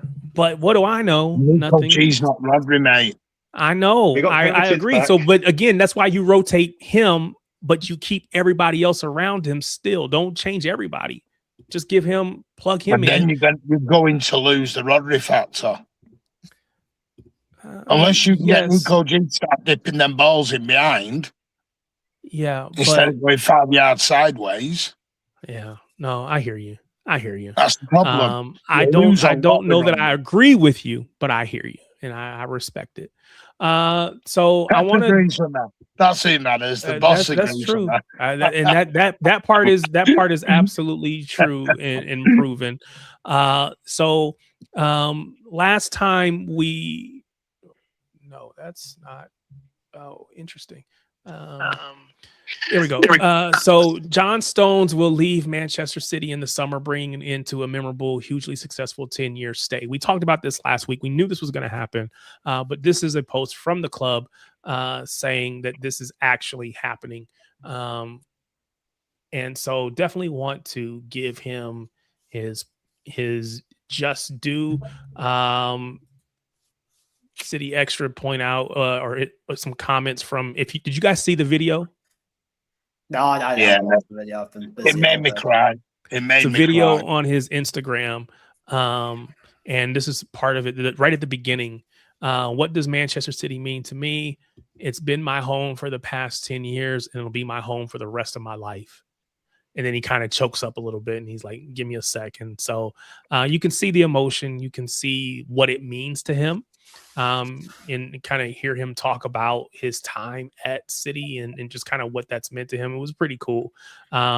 He said, it's been a roller coaster in many ways. I came in as a kid, now leaving as a man, becoming a father, a husband, and on pitch, a very fulfilled player, I suppose, and living all my dreams out, lifting all the things that I came here to achieve. At the start of my career, I never would have thought I'd be in this position, firstly achieving everything, but to have the love, the bond with everyone, every dream has been smashed out of the park. From day one, as soon as I came, I felt at home, felt loved. I think I can only relate to me as a little kid. If you said to me that I'd be playing at Man City, winning everything, the fans are singing your name, your song throughout the stadium, wherever you go in the world, I don't think I would have believed them. So yeah, it was, again, maybe emotional is too strong. I know, Martin, you said you cried a little bit, shed a little tear. But yeah, it is an era that is coming to an end. And every time you turn around, there's somebody else that's coming to the end of their journey. Their cycle is over. And so, yeah, again, I don't think that I've been harsh on him. I think I love John Stones. I appreciate what he did when he was on the pitch. I think he's been injured, and I've kind of called that out, but recently. But yeah, I think that it's definitely sad to see another of those players that were critical and crucial to this City team becoming the best in the world. Yeah, to see them, making their exits is definitely emotional. So what do you guys think about that? Your thoughts on John Stones and him leaving? No, I mean, it's not just his peak here. It's not just how great he was, but it's how he recovered his career after a few down years. I mean, 17, 18, 19, he rebounded from a very early poor season, but 1920, I was one of the people who I thought it was the end of the road for him. I remember a match against Palace where he drew 2-2, and he was directly at fault for their equaliser right at the end. He slipped, and I think Zaha put a ball on, and Fernandinho turned it into his own net. But I thought that was the end of the road for him. And then season after that, we had an injury crisis at the start of the season. We went away to Wolves, who were actually a pretty good team at the time, and he was flawless, and he became a really nice rotational piece for the start of the season. And by the turn of 2021, he was a linchpin to the team. He led us to 2 finals and won us a league that year, and he never really looked back since. So I'm all about the success stories, and I think Stones had a very Nunes-esque sort of unique redemption one. I love him for that. It's not just the quality, it's the mental fortitude he's shown throughout his career here, and I wish him all the best wherever the next step may be. Legend. United States of Chelsea, appreciate the subscription, man. Thank you for subscribing. Everybody else, we started the day 66 subscribers away from our 500 subscriber goal. Do me a favor, if you haven't already, hit that like button, hit the subscribe button. Both of those things greatly benefit the channel. Really appreciate it. United States of Chelsea, do me a favor, man. Hit me on Twitter. I don't have it's just at Tarek Peterson. I'll pull the comment down, and you can see it there in the corner. But it's just my name spelled out. If you go, that's my Twitter handle as well. So hit me on Twitter and we can make something happen. Appreciate it, man. Thanks for being here. Big up everybody. Yeah, 1:14 in the morning in Ireland. I really do appreciate it. I think I say this. I try to say it every week, but I really appreciate you guys being here. I know it's late for you all. So thank you for your support. Much appreciated. Martin,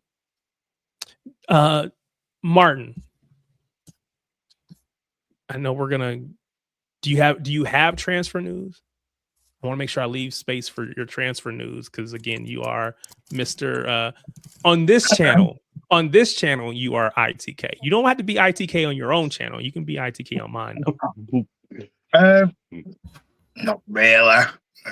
There's the only thing is Pep, not the club.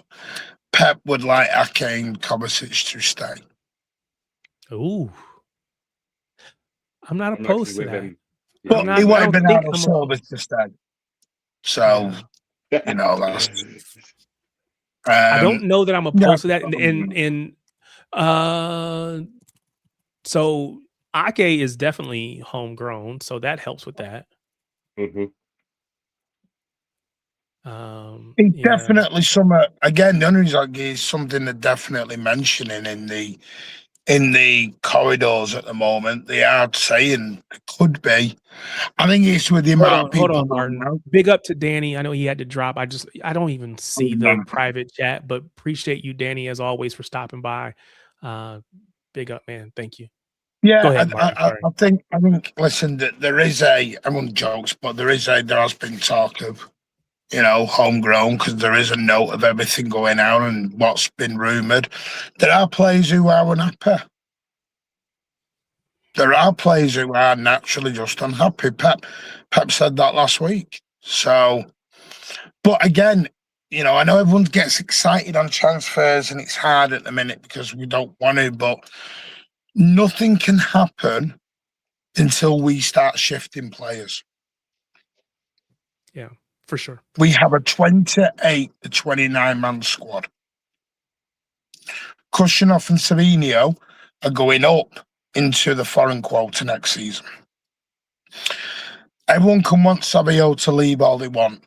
There are no plans to sell Savinio. Is there any chance that, and people have been talking about him throughout, but Vitor Hayes, is there any chance he comes back?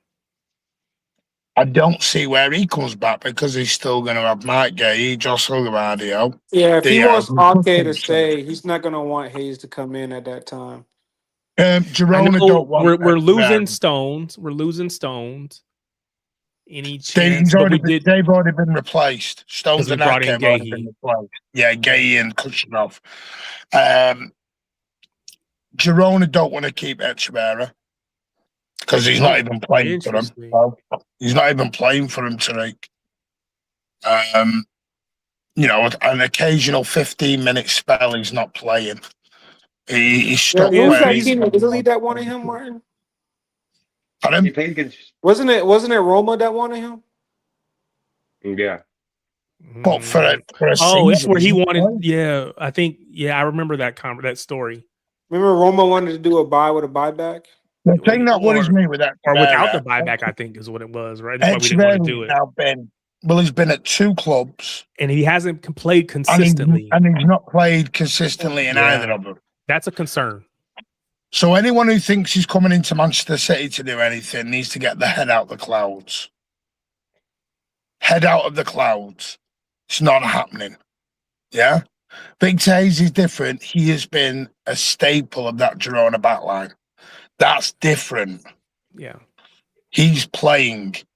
15 minutes off the bench does not make a Manchester City player. You know, I think there'll be a lot. I just don't know. Until we get players out, I don't know.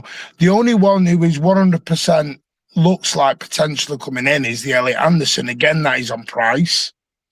Krupi, they can want all day, but they need to sell someone. That'll probably be Mamouche.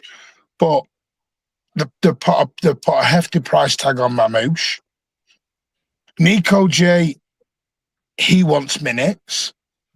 Not saying he will go, but he needs minutes. He's got admirers. Liverpool being one of them. The big one is the Phil Foden and the Rodri stuff. Until there's been no news on their contract still. Back up. Nico G, Liverpool. Yes, that has been an inquiry. Oh, wait a minute. Did you wait? Nico G to Liverpool? Wow. Only an inquiry.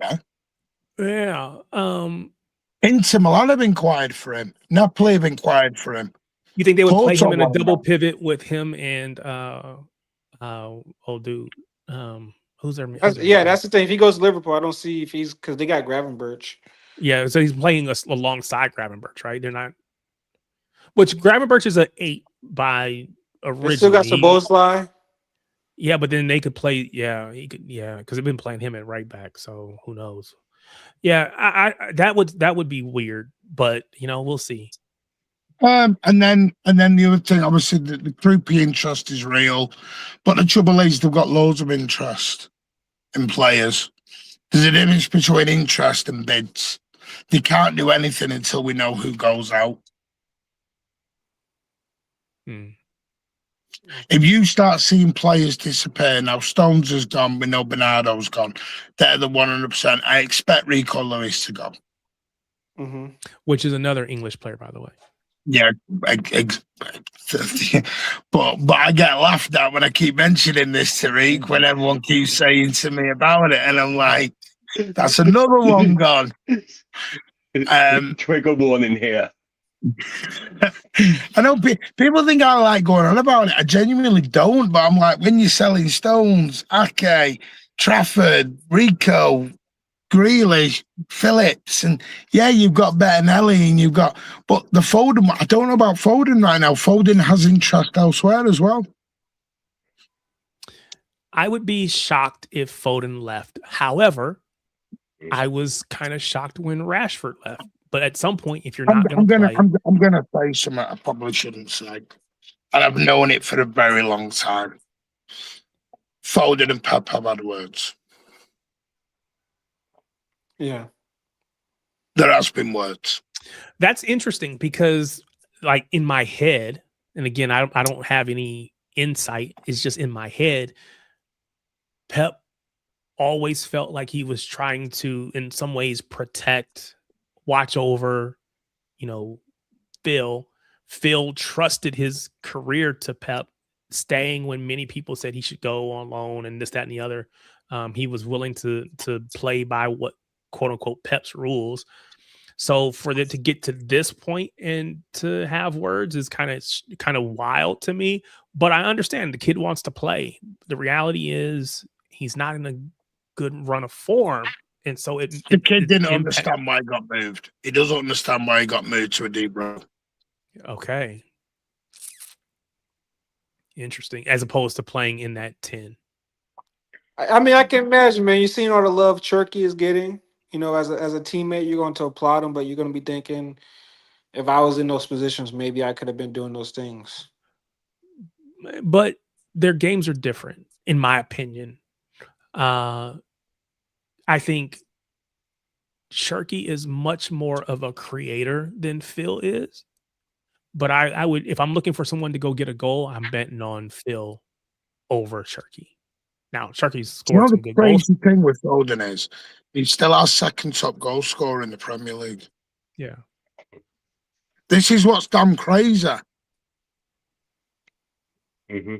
So I'm like, he had a good first start. He had a good first half of the season. Cherky was injured for 2 months as well.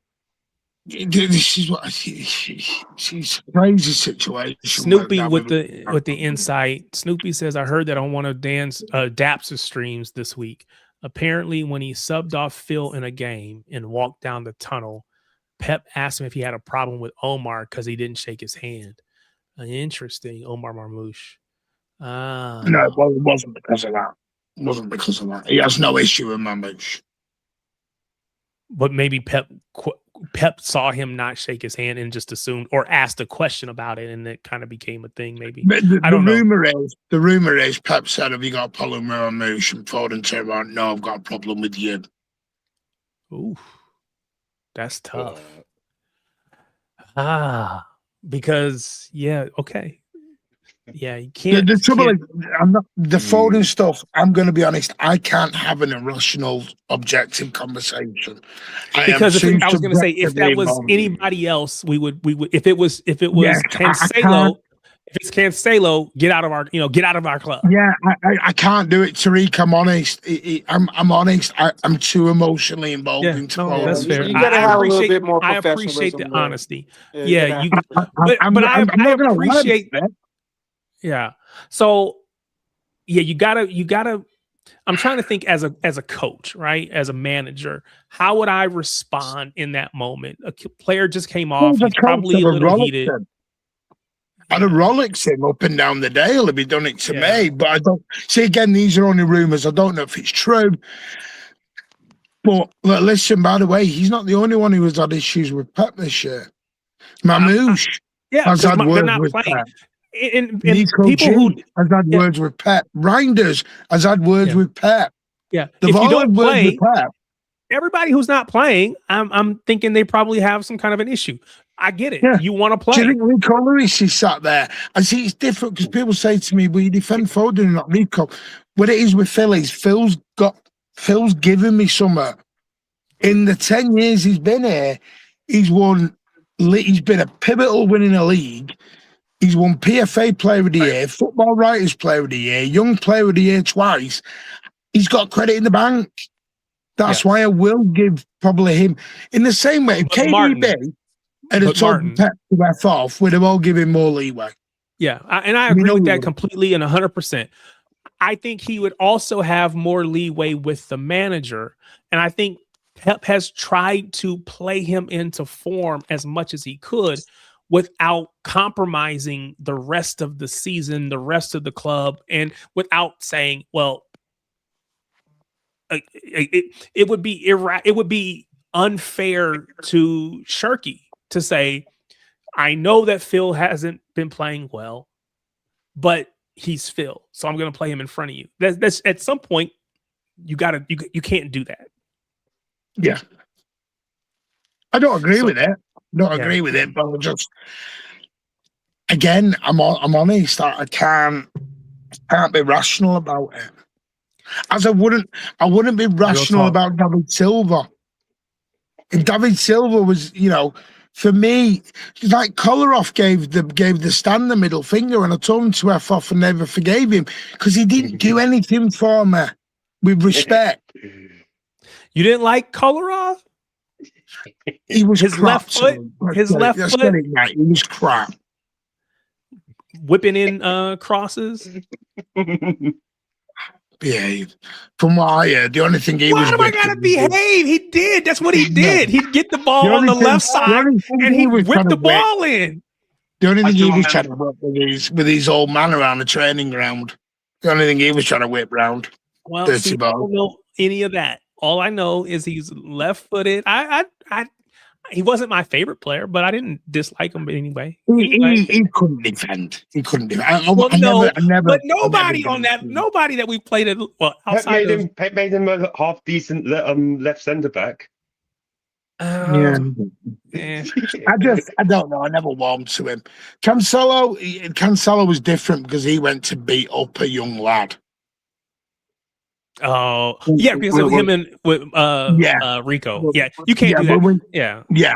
There was a bit of a difference into that, and then it's not to that level. Yeah, it's not to that level. Yeah, it wasn't to that level. I think Phil's just lost his head now, and I'll be honest with you, I just want him to get back to where he was, but there is interest abroad. There is interest abroad, and it will be abroad. It will not be here. There are teams here interested in him, but he said no, if I go, it's abroad. But it has to get sorted out, and I imagine it will get sorted out. He won't get a pay rise. He shouldn't get a pay rise.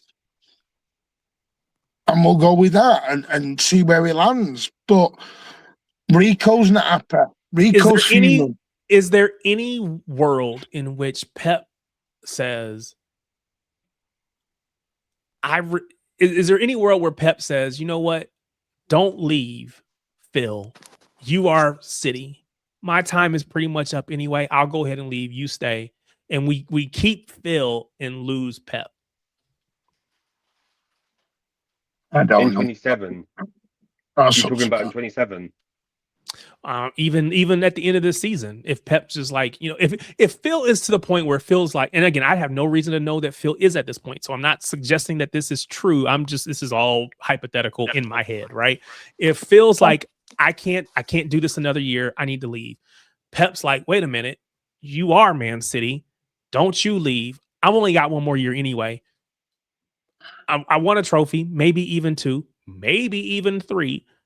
You just stay here. I'll go ahead and walk off into the sunset. You stay and let another manager figure that out. If it's an issue with Pep, let another manager come in and figure that out. Now, again, what we're doing in this Villa game. So the Villa game, I potentially could be lifting a title. I've then got to say goodbye to Bernardo for an hour. I've then got, you've seen these goodbyes, they can go on a little while. Yeah, and it was great. I loved it. So yeah, you're gonna sit there. We're then gonna say they were doing an hour on Stones. Bernardo, yep, Stones. Bernardo Stones. Maybe Ake, maybe Ake, maybe Phil, or maybe Rodri, and then I've got to do Pep as well. Phil's not gonna be known until the summer, but that's a behind the scenes thing. Now, if Pep leaves, Jesus Christ, I'm going to be there. That's going to be a whole, like, we got like 30 days of mourning if Pep leaves, and then we'll get over it by the time the World Cup is done. But you know what we should do? No, you know what you should do if Pep leaves? If they say they win the treble or they win the league and the league, say they do whatever, you do a bus parade, and they used to do this years ago. Instead of doing a stage in Manchester, you finish it at the Etihad. Mm. And you can sell tickets for £5 if you want. Say to all season ticket holders, £5, you come in, you end the parade at the stadium. That's where you say goodbye to Pep.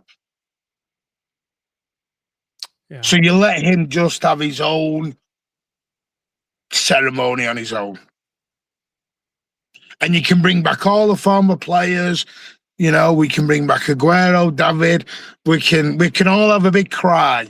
We can all have a big cry together, and it'd be lovely. I probably would cry in that moment.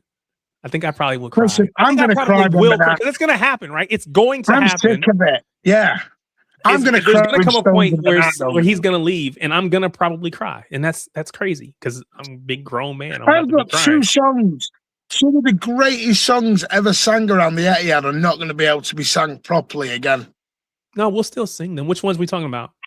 Well, you got your Bernardo song and your Johnny Stones. We'll sing them, but we're not going to sing them as in to them, are we? Yeah, no, it won't be the same. Although I still enjoy every time I'm watching the match and I hear the Yaya Colo song kick off the Tory song. I still enjoy that. So yes, it won't be the same, but you can still hit it every now and then. The Semenyo song is class. See, this is the issue with being here. I only can hear what I hear on the TV, but you don't know the words. You're trying to figure it out. Going too far now, it's getting a bit too much. When we used to do the I'll follow you everywhere. That was great at the beginning, but it's not come out as much this season. So, and I think the Semenyo one will work. I think it's in cycles, and you DJ in 1856 is trying to ruin Pep's moment. He said, and Maresca comes out at the end. So Pep waves to the crowd. Everybody does their thing. And he turns around and walks off. Yeah, don't say that name to Martin Tariq. And then Maresca comes onto the stage. And's like, your new manager. Do it. Enzo Maresca. Do it in the Stone Cold music with the glass. Are we going to be able to tell who? Because just from a distance and not my glasses, I'm just going to see a bald man and a bald man. Yeah, that's fair. That's fair. Pep from Wish is here. That's a bit harsh, cool family, but I get you. That is a bit harsh, but I do get you. Martin, tell me about your thoughts, because you're match going fan. Tell me your thoughts about the change that was made to the ticketing policy. At least partially thanks to Khaldoon is what I'm reading. And I know Khaldoon gets a bad rap from a lot of folks. But it said that he personally intervened in this discussion. And so tell me your thoughts on the changes. I know for a lot of people, it felt like the club wasn't listening. It's not the same club. It was a lot of those kind of conversations. You're seeing the club make decisions that may be in the best interest of the fan. Yeah. We'll see. Over the moon. I want to thank the club for listening. I say when there's Caldoon stuff on, when I got the Caldoon stuff this morning, I was a bit, so they were going to increase until the chairman had to come in and step in then. Yeah. Because by the way, he's majorly stepped in. So it does tell me they were looking at increasing him, and the chairman's gone, nope, you're not doing that. So good. Big up to Caldoon for listening. Big up to City for listening. I think it's great news. What's tarnished it today slightly. Yeah. Because again, I don't want to do the negative stuff, but it has come out, so you got to talk about it. Is that there are a lot of people who've had their seasons get reduced down to Flexi Gold. So I saw that as opposed to true season tickets. The Flexi Gold, is the issue that you have to attend so many matches, or is that regardless of if it's Flexi Gold? They're saying you should have attended so many games, but for one instance, it's the 24 hours as well, isn't it, that you have to respond by, and not like, because I want to big up 9320 with how we're talking to Nico about it last week, and it was absolutely spot on. And it's just basically not having the response time, like even like on the day, if you have something come up when there should be, it's like it should never be 24 hours because something can happen in an instant. It's not even 24 hours, mate. My nephews have sent an email and are still waiting 3 weeks later. For a response. Yes. Interesting. So this is the post.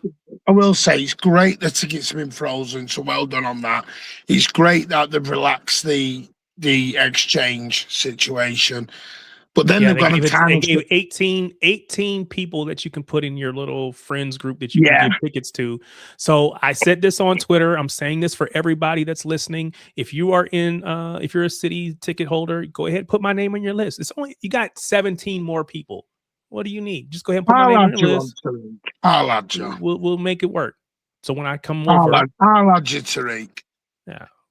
You go to every game. You go to every game. You go to every game. You're not going to have any tickets to give away. I'm missing the cup final. I'm away. Are you? Yeah. Yeah, I'm missing it. Sadly. And my brother's got me tickets. Martin, I heard Big Steve talk about season tickets for the youth. What? Oh yeah, what about the free ones we're gonna get if you're a season ticket holder? Yeah. Said Big Steve said they're gonna try to get the youth, give some season tickets to the youth. Yes, they want to get you people in. They want to lower the age with season tickets as well, which I understand as well. I just think today's news soured that a little bit with the people having the season tickets taken off them in essence. I mean, there was one poor bloke, and I know it's an individual basis, but he'd been severely sick all year and he couldn't make the games. And he's had his ticket taken off him. Well, not taken off him, reduced down to a Flexi Gold. Which is a bit of a shame, but, you know, some people have had these tickets for 40, 50, 60 years. And they've had it reduced, so... But, again, it's business, as Alan said earlier on, it's a business as well, but... No, it's brilliant what they've done. Big up to Caldoon and the board and everyone else. Absolutely brilliant. Big up to the 1894. Big up to MCFC Matters. Big up to the trust that have just got going as well. Everyone's put into this. I know people from the trust who've really put into this. So big up to them. Yeah, it was just a bit of a shame this morning when that news dropped. about the season tickets getting reduced. But yeah, I suppose it is what it is. Question shifting. Oh, sorry. You have something else you want to say on that? No. He's good. He's mainly good. Just been tarnished slightly this morning. Question. We saw images of Jack Grealish sleeping. Somebody said, and the way they describe it as him being passed out. I saw another comment from someone that says, I was there. He was taking a nap. We were all out. He's with a group of friends. He just decided to go to sleep at the table. It's not like he's passed out drunk. He's just, we're here. I'm tired. Let me go to sleep. I don't know which of those things is true. I have no reason to know. I think it's just a bad look for Jack, unfortunately. I don't want to speak on it, Tariq, and I'm copping out. I know I am, but some people have demons they can't shift. Yeah, that's fair. And I don't, and there's too many people now that turn people's demons into jokes, and it's an excuse. I hear it now. People do it with mental health, don't they? Or mental health is just an excuse. If you don't believe in mental health and you don't believe in demons, then that's fine, not a problem. Yeah. But it is a real. And by the way, if I can plug this, I hope you don't mind, but City Loop TV's back with a brand new concept, which I think is brilliant. He's restarting his channel, but not football related, about men's mental health. And I'll be honest, I don't think that gets talked about enough in the world. Don't think it gets talked about enough in social media, because I think a men's mental health is laughed at. You're looked upon as a weaker person, a weaker man, if you admit to having problems. And I know I suffer from mental health. I can be very angry sometimes. And it's nothing to do with being my happiness. That's to do with my personal life. Yeah. I wish I could smile 24/7, but I can't, because as people know, I've got both parents who have got Alzheimer's, and I've got a sister who's got Down syndrome at the same time. So I've got a lot of spinning plates in the air, as well as trying to deal with everything else. And I sleep when I can. So mental health's a big thing. And when I say it's why last season I knew about Jack Grealish. I wasn't avoiding the question. I wasn't avoiding the problem. I was respecting Jack Grealish. So I don't like all this. We need to know what's happening with Foden. Do I? Do we need to know? Do we need to know? Or do we just let it come out when he's ready? Because these are people who've got wives and kids and brothers and sisters and mothers and dads, and I don't know. Forget what happened with Phil and the other guy in Iceland back in 21. Was it 21 or 20? Oh, yeah, it was him. Was it him? And you said the other guy because you don't want to say his name. Gotcha. Yeah. Okay. Yeah, I think that was that situation. I think. I'm going to say this, but why is the person taking the bloody photo as governor's spot? Yeah. And then posting it. But again, and this is my thing, it's a bad look for Jack because everything he does gets magnified now, right? So even if it was innocent, even if he's not had anything to drink, just the fact that you see him, and so somebody knew if I take this picture and I post it, I'm going to get tons of engagement. It looks a certain way, so I can spin it as such, and people are going to believe it because they already have their mind made up about who Jack is, and so that's the unfortunate part. Like I said, but that's society. I hope it works out. I'm trying to jump in again, but that's society now, and this is the part. Oh, absolutely. It's like, do you know there's a car crash on the motorway on the freeway for you? If you notice, you always get that traffic jam, and there's nothing wrong.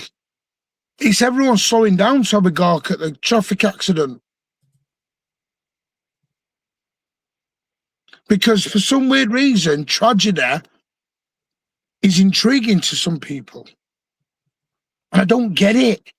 We, as a society, to your point, as a society, we have become, if something happens, everybody wants to get their phones out, take pictures, whatever. Yeah. And Dream TikTok it, yeah, whatever yeah, it. yeah. So if I could be completely transparent as a parent, my kids, when they were younger in middle school, people got into a fight and everybody had their phones out, and then they're hold on, we're not going to do this. This is not what we're going to do. And so you have that conversation, and so that never happens again. But everybody's doing it. Everybody's got their phones out and they're sending these things around. And again, as a society, we just have to be better. I did want to call out Governor's Post, second lowest prices in the Prem.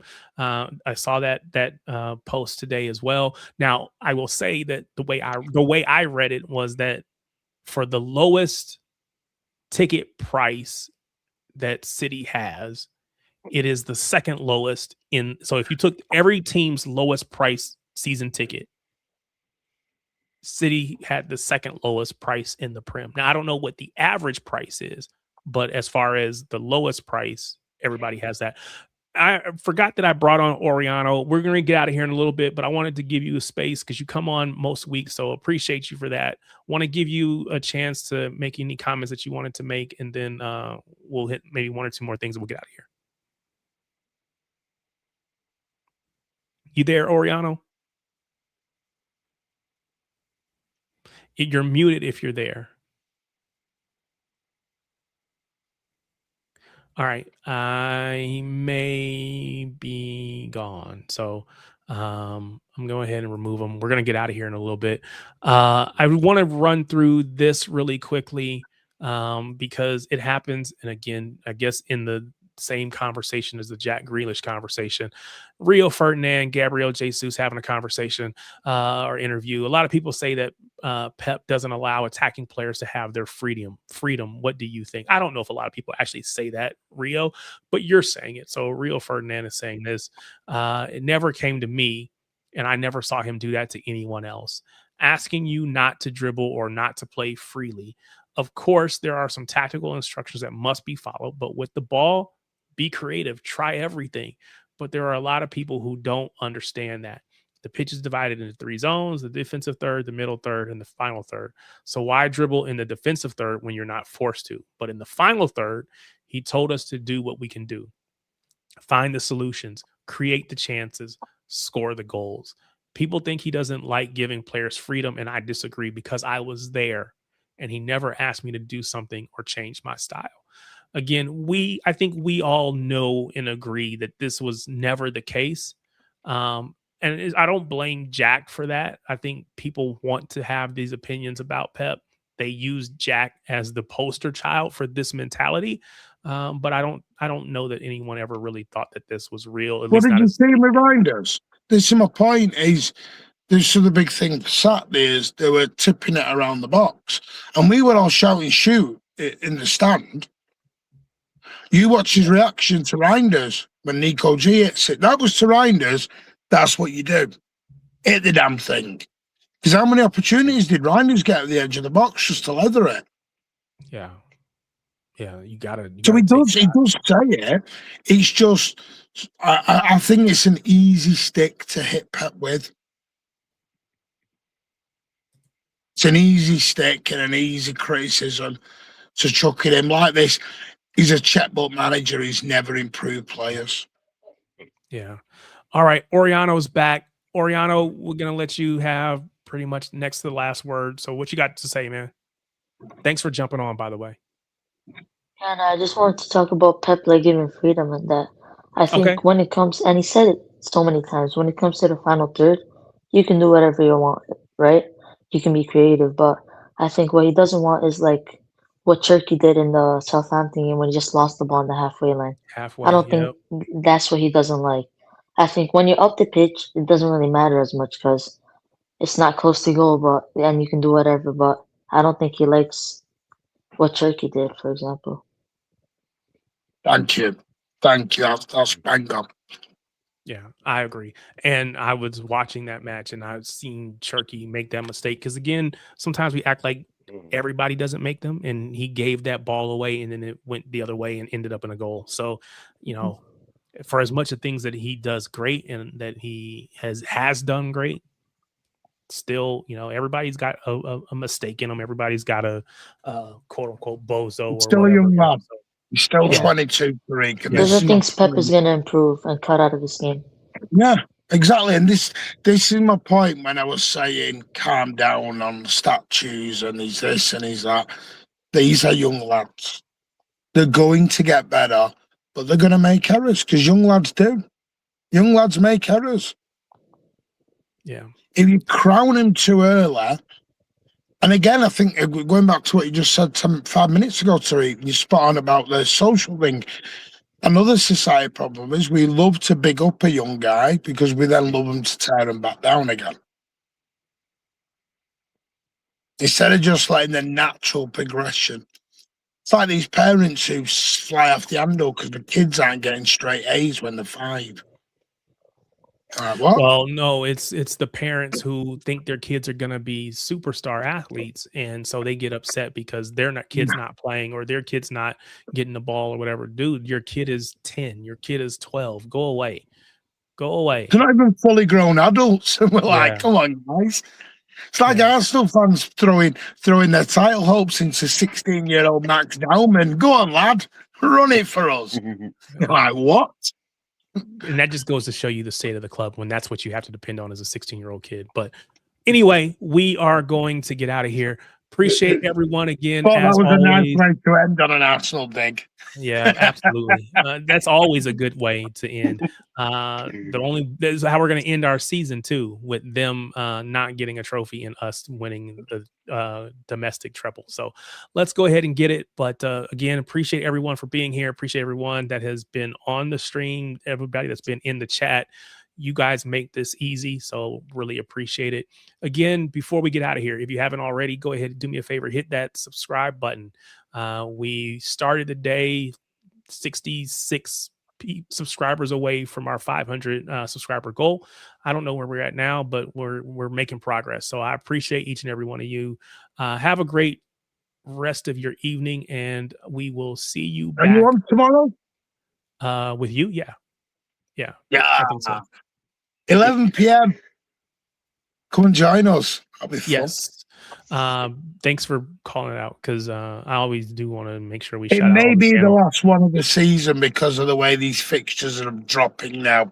So I will keep everyone up to date, but stateside, because of the day and the lateness, it's hard when these games get moved and shifted and so, so come join us tomorrow. Well, maybe the last one. I'm not 100% sure.